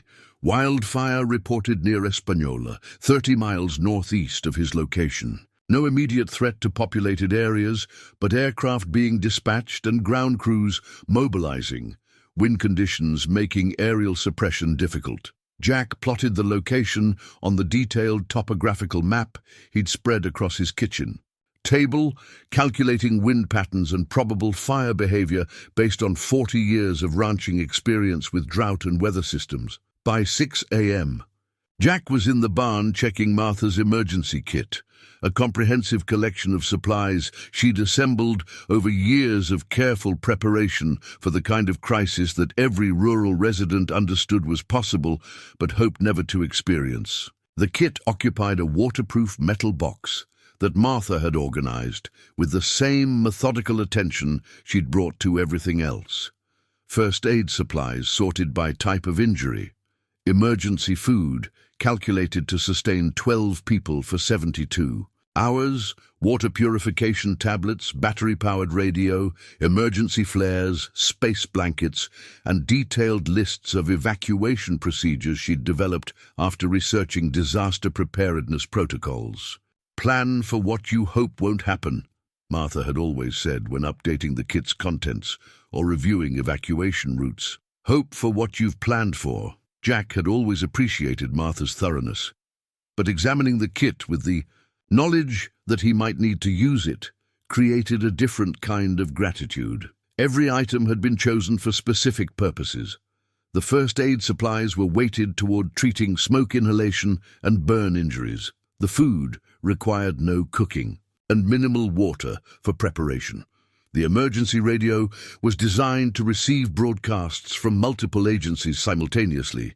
Even the space blankets were the heavy-duty type designed for extended outdoor use rather than temporary comfort. Sarah Chen arrived at 7:30 with the first group of children, Tommy and Emma, along with Maria Santos and David Kim. Jack met them at the truck with news about the fire warning and a modified activity schedule that would keep everyone closer to buildings and vehicles throughout the day. "Is there real danger?" Sarah asked quietly, while the children were examining Mercy, who had been unusually alert since the early morning radio alerts began. "Not immediate," Jack replied, though he noticed Mercy's ears tracking sounds beyond human hearing range. Her nostrils flared to analyze air currents for information that might not reach human senses for hours. "But the conditions are about as bad as they get. If something starts anywhere upwind of us, we could have very little time to react." The morning activities proceeded normally. Feeding routines, grooming sessions, basic riding instruction for the children who'd progressed to that level. But Jack found himself implementing subtle modifications that he hoped would go unnoticed, keeping the children in groups rather than allowing them to spread out across the ranch, positioning vehicles where they could be accessed quickly, conducting informal headcounts every few minutes to ensure he knew exactly where everyone was at all times. At 10:15, the radio announced a second fire, this one near Las Vegas, New Mexico, closer to their location but still far enough away to avoid immediate concern. Jack marked it on his map and calculated potential evacuation routes if both fires continued to spread. The major highways remained clear, but he began considering secondary roads that might be necessary if main routes became congested with fleeing residents. Rosa Martinez arrived at 10:30 with her pickup truck loaded with emergency supplies and a grim expression that Jack had learned to interpret as serious concern, masked by practical action. Rosa had lived in the area for 73 years and had survived the major fires of 1989 and 2001. She understood fire behavior in ways that couldn't be learned from books or training programs. "The wind is wrong," she told Jack while they watched the children work with the horses. "It's coming from the northwest, and it's steady.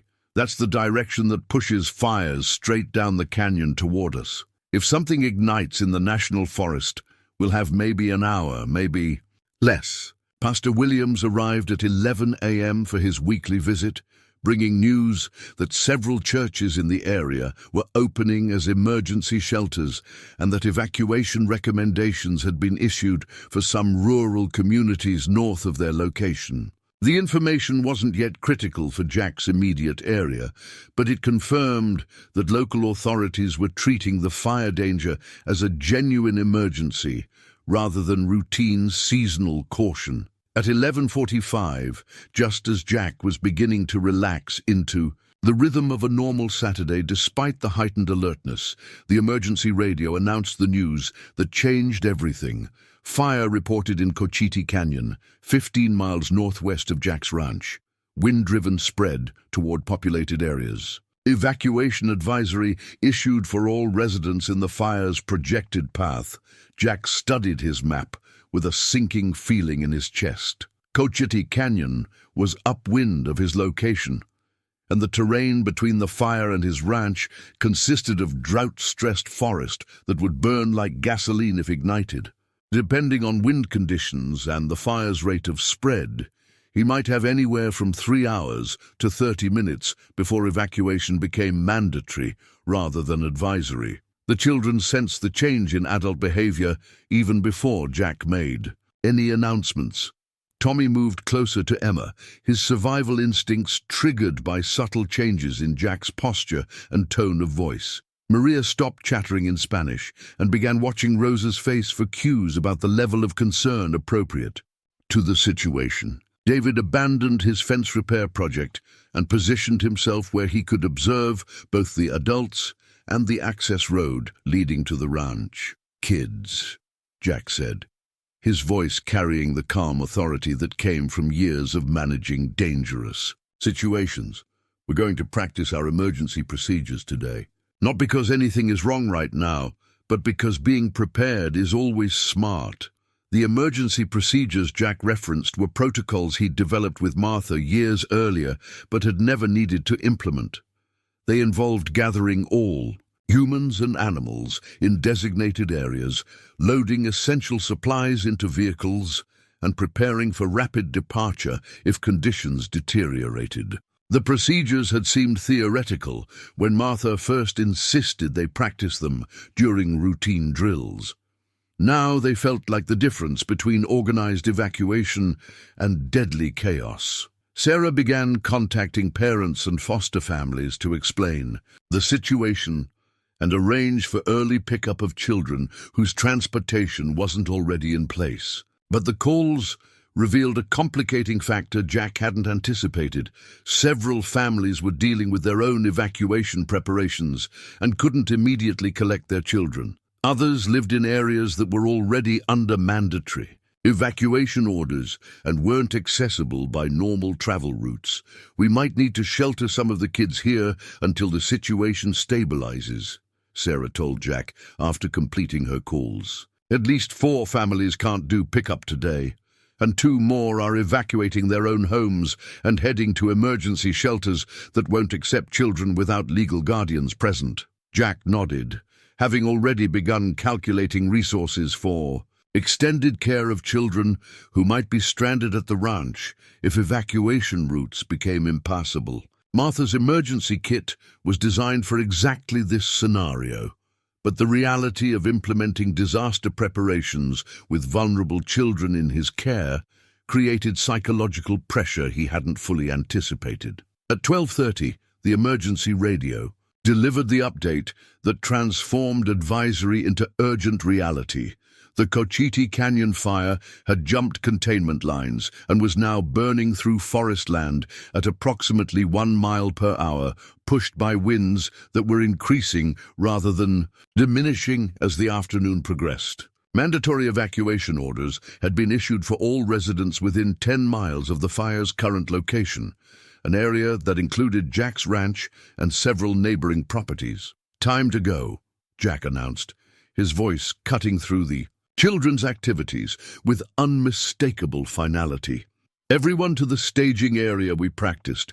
Adults, grab emergency supplies. Kids, stay together and wait for instructions." The next 30 minutes unfolded with the controlled urgency of a well-rehearsed emergency drill executed under actual crisis conditions. Jack and Rosa loaded Martha's emergency kit, water supplies, and essential documents into his truck. Sarah coordinated the children into groups and verified that everyone was accounted for.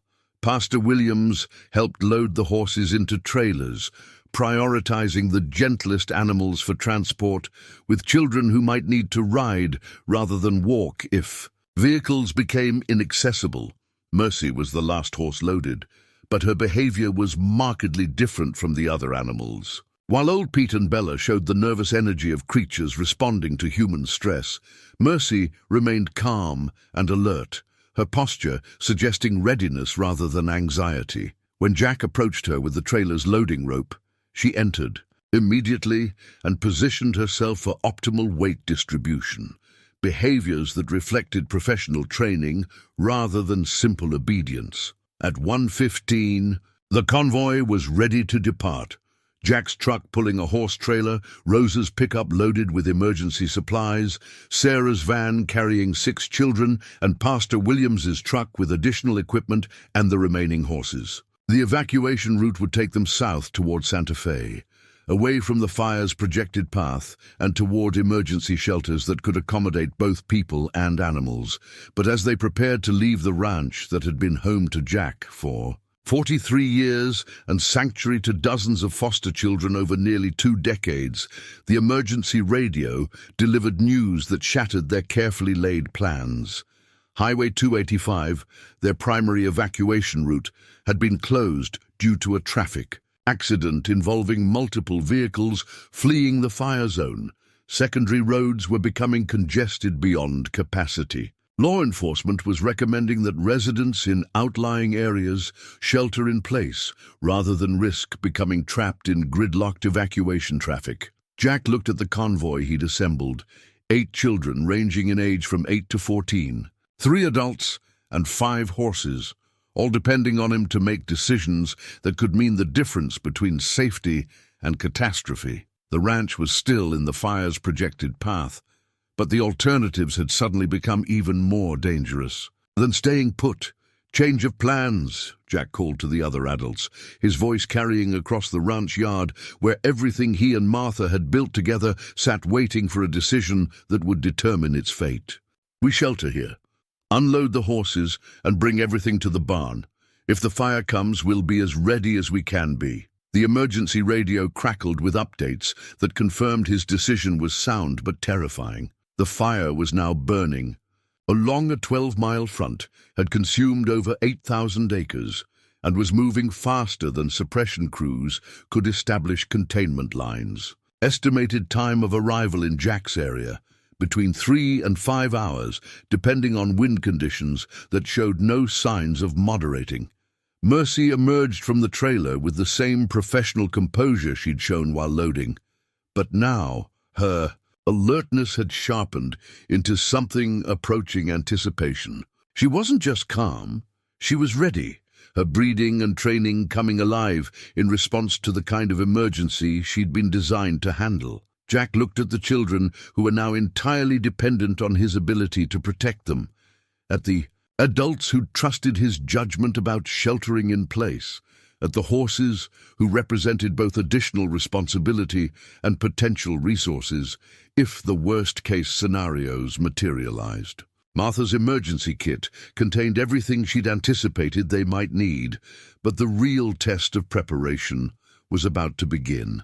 The fire was coming, and there was nowhere left to run. The smoke appeared on the horizon at 2:47 p.m., a dark column, rising like a thundercloud against the blue afternoon sky. Jack was distributing emergency supplies from Martha's kit to each adult when Tommy spotted the distant plume and pointed toward the hills with the matter-of-fact observation that children brought to disasters they couldn't yet fully comprehend. "That's really big," Tommy said, his voice carrying curiosity rather than fear. "Is that where we would have gone if the road wasn't blocked?" Jack followed Tommy's gaze to the smoke column that marked the fire's location, calculating distance and wind direction with the automatic precision of someone whose survival had always depended on reading weather patterns correctly. The fire was still miles away, but the smoke's density and the speed of its horizontal spread confirmed what the emergency radio had been reporting. This was no longer a routine wildfire that could be contained by standard suppression efforts. "Everyone stays close to the buildings," Jack announced, his voice cutting through the conversations and activities that had been providing distraction from the approaching crisis. "Adults keep visual contact with all children at all times. If anyone hears me use this—" He pulled a small wooden whistle from his pocket, a hand-carved piece Martha had given him years ago when they'd first established emergency protocols for the ranch. "Everyone drops what they're doing and comes immediately to the barn. No exceptions, no delays." The whistle was simple but distinctive, carved from mesquite wood by an artist at a craft fair they'd attended during their 20th anniversary trip to Albuquerque. Martha had insisted on buying it not because they needed another piece of equipment, but because its tone was unlike anything else on the ranch, sharp enough to carry over wind and animal sounds, but musical enough that children would recognize it as communication rather than alarm. By 3:15, the smoke had thickened into a brown haze that stretched across the northern horizon, and the emergency radio was broadcasting continuous updates about the fire's progression toward populated areas. Wind speeds had increased to sustained 45-mile-per-hour gusts, and the fire's rate of spread had accelerated to nearly 2 miles per hour through drought-stressed forest that burned like kindling. Mercy had been standing alert near the barn entrance since the first smoke appeared, her posture rigid with the kind of professional attention that Jack was learning to recognize as her response to emergency conditions. She wasn't nervous or agitated like the other horses. She was focused, her breeding and training engaging with circumstances she'd been designed to handle. At 3:45, the wind shifted, carrying the smell of smoke directly to the ranch for the first time. The scent was thick and acrid, laden with the particular odor of burning pine and sage that meant the fire was consuming forest rather than just grass. The children noticed the smell immediately, their conversations quieting as the reality of approaching danger penetrated their careful composure. "Mr. Jack," Emma said, her sketchpad forgotten in her hands as she watched smoke beginning to blur the outline of familiar hills.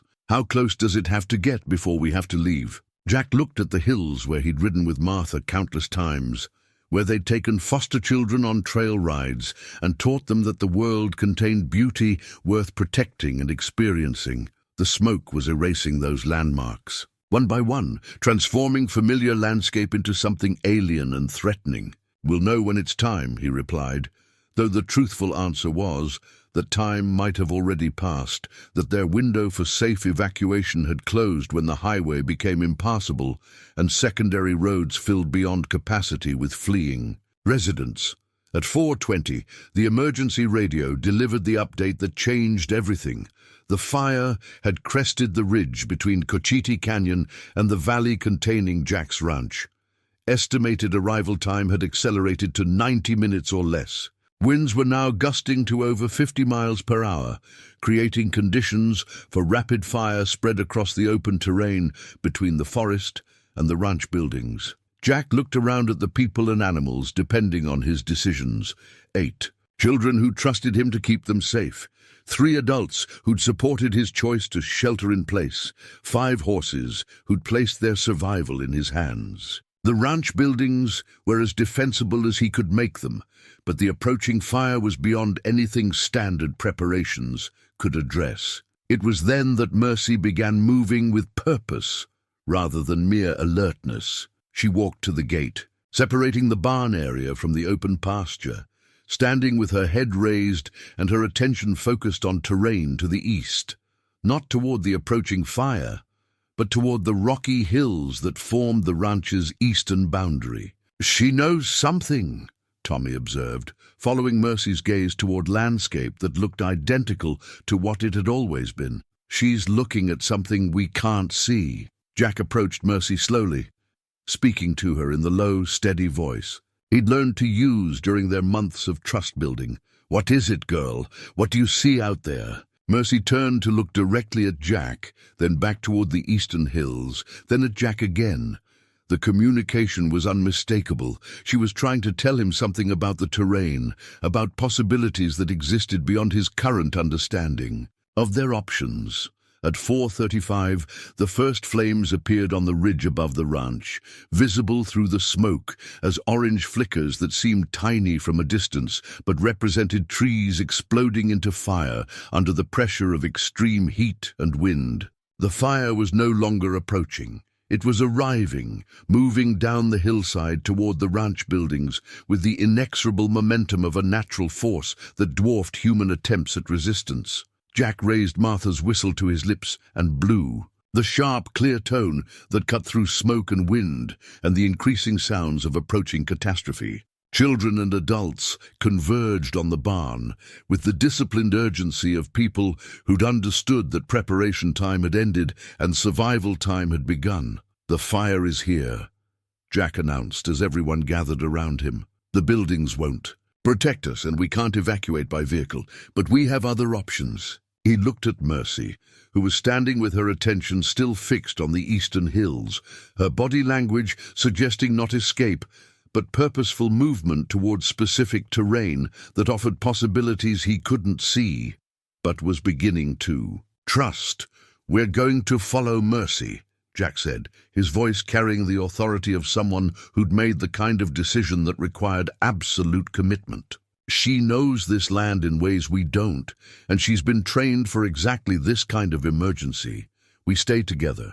We move when she moves, and we trust that her training and instincts will take us where we need to go." The smoke was thickening rapidly now, reducing visibility to a few hundred yards and making each breath a conscious effort. The children stayed close to the adults, their faces covered with bandanas and scarves from Martha's emergency kit, their eyes tracking Mercy's movements with the intense attention of people whose lives depended on following instructions they didn't fully understand. Jack clipped a lead rope to Mercy's halter, not to control her movement, but to maintain physical connection in conditions where visual contact might become impossible. Then he raised the wooden whistle once more, its tone now serving as a signal for departure rather than gathering. "Stay together," Jack called as Mercy began walking toward the eastern fence line with the steady, purposeful gait of an animal moving according to training rather than instinct. "Trust the horse, trust each other, and keep moving no matter what happens behind us." The fire was less than a mile away now, consuming everything in its path as it descended toward the ranch buildings that represented 43 years of Jack and Martha's life together. But survival required forward movement, not backward glances, and Mercy was leading them toward terrain that might offer protection that buildings and vehicles could not provide. Mercy led them through terrain that Jack had never explored in 43 years of living on the ranch. She moved with the confident navigation of an animal, following internal maps created by breeding and training, picking paths through rocky outcroppings and dense brush that seemed impassable until she found the precise routes that allowed passage. For humans and horses together, the smoke thickened as they climbed, forcing everyone to breathe through cloth filters and move with the careful steps of people navigating familiar landscape rendered alien by reduced visibility. Jack maintained his grip on Mercy's lead rope while using Martha's carved whistle to keep the group together when voices became inadequate against the growing roar of approaching flames. Tommy and Emma walked on either side of Maria, the three children forming a protective unit that moved with remarkable coordination for kids who'd learned survival skills through necessity rather than instruction. David stayed close to Rosa, whose 73 years of experience with the land made her the most reliable adult for anticipating hazards before they became dangerous. Pastor Williams brought up the rear, his attention focused on ensuring no one fell behind as the group climbed steeper terrain than any of them had expected to traverse. After 30 minutes of steady climbing, Mercy stopped at what appeared to be a dead end, a wall of red sandstone rising 50 feet above their position, with no visible path forward through the rock face that blocked further progress. Jack was beginning to question his decision to trust the horse's navigation when Mercy turned sharply to the left and disappeared behind a boulder formation that concealed a narrow opening in the canyon wall. The hidden entrance led to a box canyon that Jack had never known existed, despite decades of riding the boundaries of his property. The space was perhaps 2 acres in size, enclosed on 3 sides by rock walls high enough to provide protection from wind and flying embers, with a natural spring that fed a small pool of clear water at the canyon's far end. "This is impossible," Sarah said, her voice carrying the wonder of someone discovering that familiar landscape contained secrets that had remained hidden in plain sight. How did she know this was here? Jack studied the canyon's features, while Mercy led them to the area around the spring where grass grew green despite the drought conditions that had turned the surrounding countryside brown. The space was perfect natural shelter, protected from wind, supplied with water large enough to accommodate their group, but small enough to defend if necessary. "Her ancestors worked this country for generations," Jack replied, watching Mercy position herself near the canyon entrance where she could monitor the narrow passage they'd used to enter. The training program that bred her bloodline mapped every piece of terrain in this region, catalogued every water source, every shelter, every route that could be used to move people to safety during emergencies. Sarah pulled her cell phone from her pocket to call for help, then stared at the dead battery symbol with the frustrated recognition that modern technology had failed at exactly the moment when it was most needed. The phone had been their primary connection to emergency services, to worried parents, to the outside world that was trying to coordinate rescue operations throughout the fire zone. "No signal anyway," Rosa observed, pointing toward the rock walls that surrounded them. "We're in a natural Faraday cage. Radio waves can't get in or out." The reality of their isolation settled over the group as the sounds of the approaching fire grew louder outside their hidden sanctuary. They could hear trees exploding as superheated air reached combustion levels, the freight train roar of wind driving flames across landscape at speeds that made human movement impossible. But inside the box canyon, the air remained clear and the temperature stayed tolerable. Jack distributed supplies from Martha's emergency kit, rationing water and food for what might be an extended stay while the fire burned over and around their location. The children accepted their portions with the matter-of-fact resilience that traumatized kids developed when faced with new crises, not because they weren't afraid, but because they'd learned that survival required cooperation with adults who were doing their best under impossible circumstances. "How long do we stay here?" David asked, his question carrying the practical concern of someone who understood that hidden shelters were temporary solutions rather than permanent safety. "Until Mercy tells us it's safe to leave," Jack replied, noting how the horse maintained her vigil at the canyon entrance, her ears tracking sounds beyond human range, her nostrils analyzing air currents for information about fire behavior and wind direction. Throughout the long afternoon and into evening, Mercy stood watch while the fire raged beyond the canyon walls. She would occasionally step away from the entrance to drink from the spring or accept handfuls of grass offered by the children, but she always returned to her post, monitoring conditions with the professional attention of an animal whose breeding and training had prepared her for exactly this responsibility. As darkness fell, the sounds of the fire began to diminish, the explosive roar of burning trees giving way to the steadier crackle of ground fires moving through areas where the main blaze had already passed. The air inside the canyon remained clear, though the sky beyond their sheltering walls glowed orange with reflected firelight. Tommy fell asleep against Emma's shoulder, exhausted by the day's fear and physical exertion. Maria curled up near Rosa, finding comfort in the proximity of an adult whose calm demeanor suggested that survival was possible even in circumstances that exceeded a child's understanding. David remained awake, watching Mercy's vigil with the intense attention of someone trying to learn how experienced creatures read environmental dangers. At 2:30 a.m., Mercy's posture changed.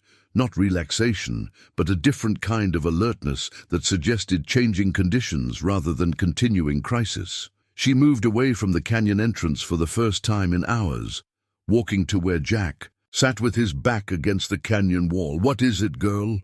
Jack asked quietly, not wanting to wake the sleeping children, but needing to understand what Mercy's behavior was communicating. Mercy looked toward the canyon entrance, then back at Jack, then toward the entrance again. The message was unmistakable: conditions. Outside had changed enough that movement might be possible, that their period of shelter might be ending.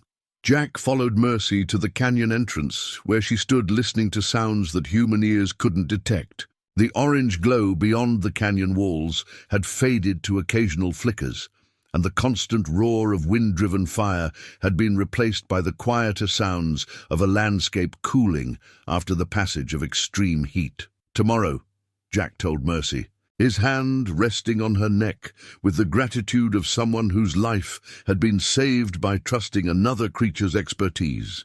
"When the sun comes up, you'll lead us home, or to whatever's left of home." The canyon had protected them through the night, when modern technology failed, when evacuation routes became impassable, when everything they'd planned and prepared had proved inadequate for the reality of the crisis they'd faced. But it was Mercy who'd known the canyon existed, Mercy who'd guided them to safety, Mercy whose breeding and training had provided resources that no human preparation could have supplied. As dawn approached, Jack realized that the horse he'd rescued from an auction yard had returned the favor by rescuing an entire community from a fire that could have killed them all. 6 months after the fire, Jack stood on his front porch, watching the sunrise paint the rebuilt landscape in shades of gold and amber.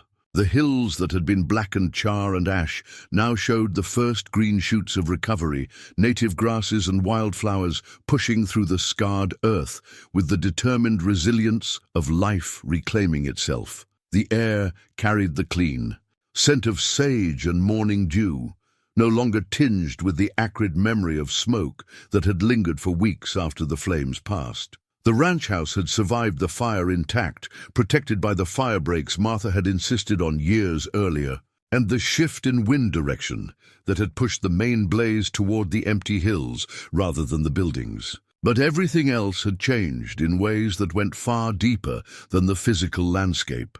The wooden sign by the main gate now read, "Mercy Ranch Foster Program," in letters carved by David Kim, whose artistic talents had emerged alongside his mechanical aptitude during the months of recovery and rebuilding.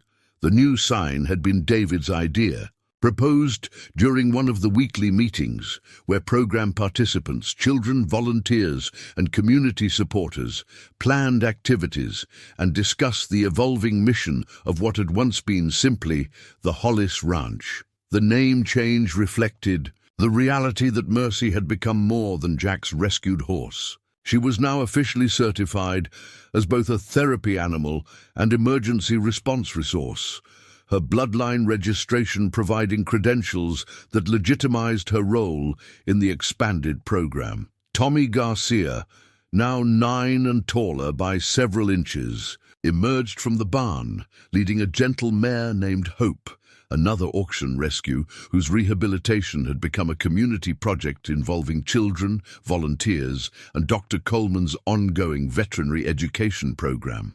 Tommy's confidence had transformed over the months since the fire, his natural aptitude with animals now channeled into genuine expertise that impressed visitors and volunteers who hadn't known him during his earliest, most tentative visits to the ranch. "Morning, Mr. Jack," Tommy called, his voice carrying the easy familiarity of someone who'd found his place in the world.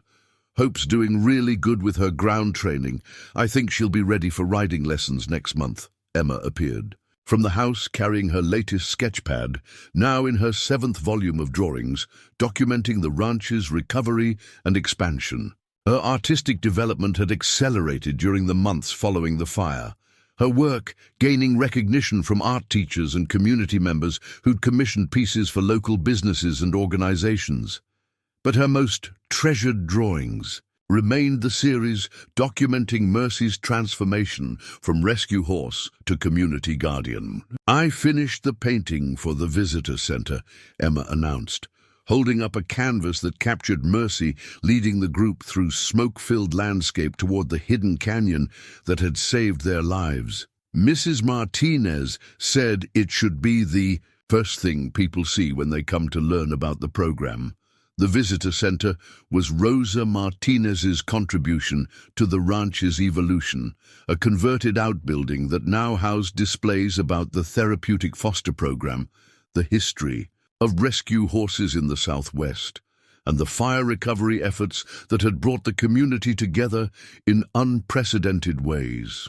School groups, social service organizations, and other foster programs made regular visits to learn from the model that had developed organically from crisis and necessity. Jack walked toward the barn where Mercy stood in the morning sunshine, her coat gleaming with the health and vitality that had returned during months of purposeful work. She was no longer the defeated, withdrawn animal he'd impulsively purchased at a rain-soaked auction yard. Her posture radiated the confidence of a professional who'd found meaningful employment, whose specialized skills were recognized and valued by the community she served. "Ready for another day, girl?" Jack asked, running his hand along Mercy's neck while she turned her attention to the sound of approaching vehicles. The Saturday morning arrival of foster children, whose visits had become the highlight of Jack's week and the cornerstone of his renewed sense of purpose. The program now served children from 3 counties, its reputation for therapeutic success having spread through social service networks and community organizations throughout northern New Mexico. Sarah Chen visited weekly in her expanded role as regional coordinator, bringing new placements and connecting the ranch program with similar initiatives across the Southwest. The waiting list for weekend visits extended 3 months, testament to the healing that occurred when damaged children and rescued animals found each other in environments designed for recovery. Dr. Peterson had declared Jack's cardiac health better than it had been in years, attributing the improvement to increased physical activity, reduced stress, and what the doctor termed purposeful engagement with meaningful work. The combination of ranch maintenance, animal care, and child supervision provided exactly the kind of moderate, varied exercise that promoted cardiovascular health while avoiding the intense physical stress that had characterized Jack's younger years. But the most significant change was visible in Jack's daily routine, which had expanded from the careful, solitary schedule of early recovery to encompass responsibilities and relationships that filled his time with meaning and connection. Mornings began with animal care shared with volunteer children who'd learned to see ranch work as privilege rather than chore. Afternoons brought educational activities, riding lessons, and the informal counseling sessions that occurred naturally when traumatized children found themselves in environments where safety was consistent and kindness was reliable. Evenings were reserved for planning meetings, volunteer training, and the administrative work required to maintain a program that had grown far beyond what Jack had imagined possible when he'd first agreed to let Tommy and Emma visit for a single Saturday afternoon. The photo albums that documented the program's expansion now filled an entire bookshelf, visual evidence that healing was not just possible, but repeatable, scalable, and sustainable when communities committed resources to the long-term work of recovery. As Jack approached his 70th birthday, he often reflected on the chain of circumstances that had transformed his grief-stricken isolation into this life of purpose and community engagement. Martha would have been proud of what the ranch had become, but she would not have been surprised. She'd always believed that broken things could heal each other when given time, patience, and the right environment for recovery. The morning sun climbed higher, and Jack heard the familiar sound of children's laughter mixing with the gentle nickering of horses who'd learned to trust human hands again. Mercy raised her head to watch the day's activities begin, her alert posture reflecting not anxiety but anticipation, the stance of a professional ready for meaningful work. Sometimes the most broken souls do find each other when they need it most, and sometimes, with enough patience and care, they heal each other completely.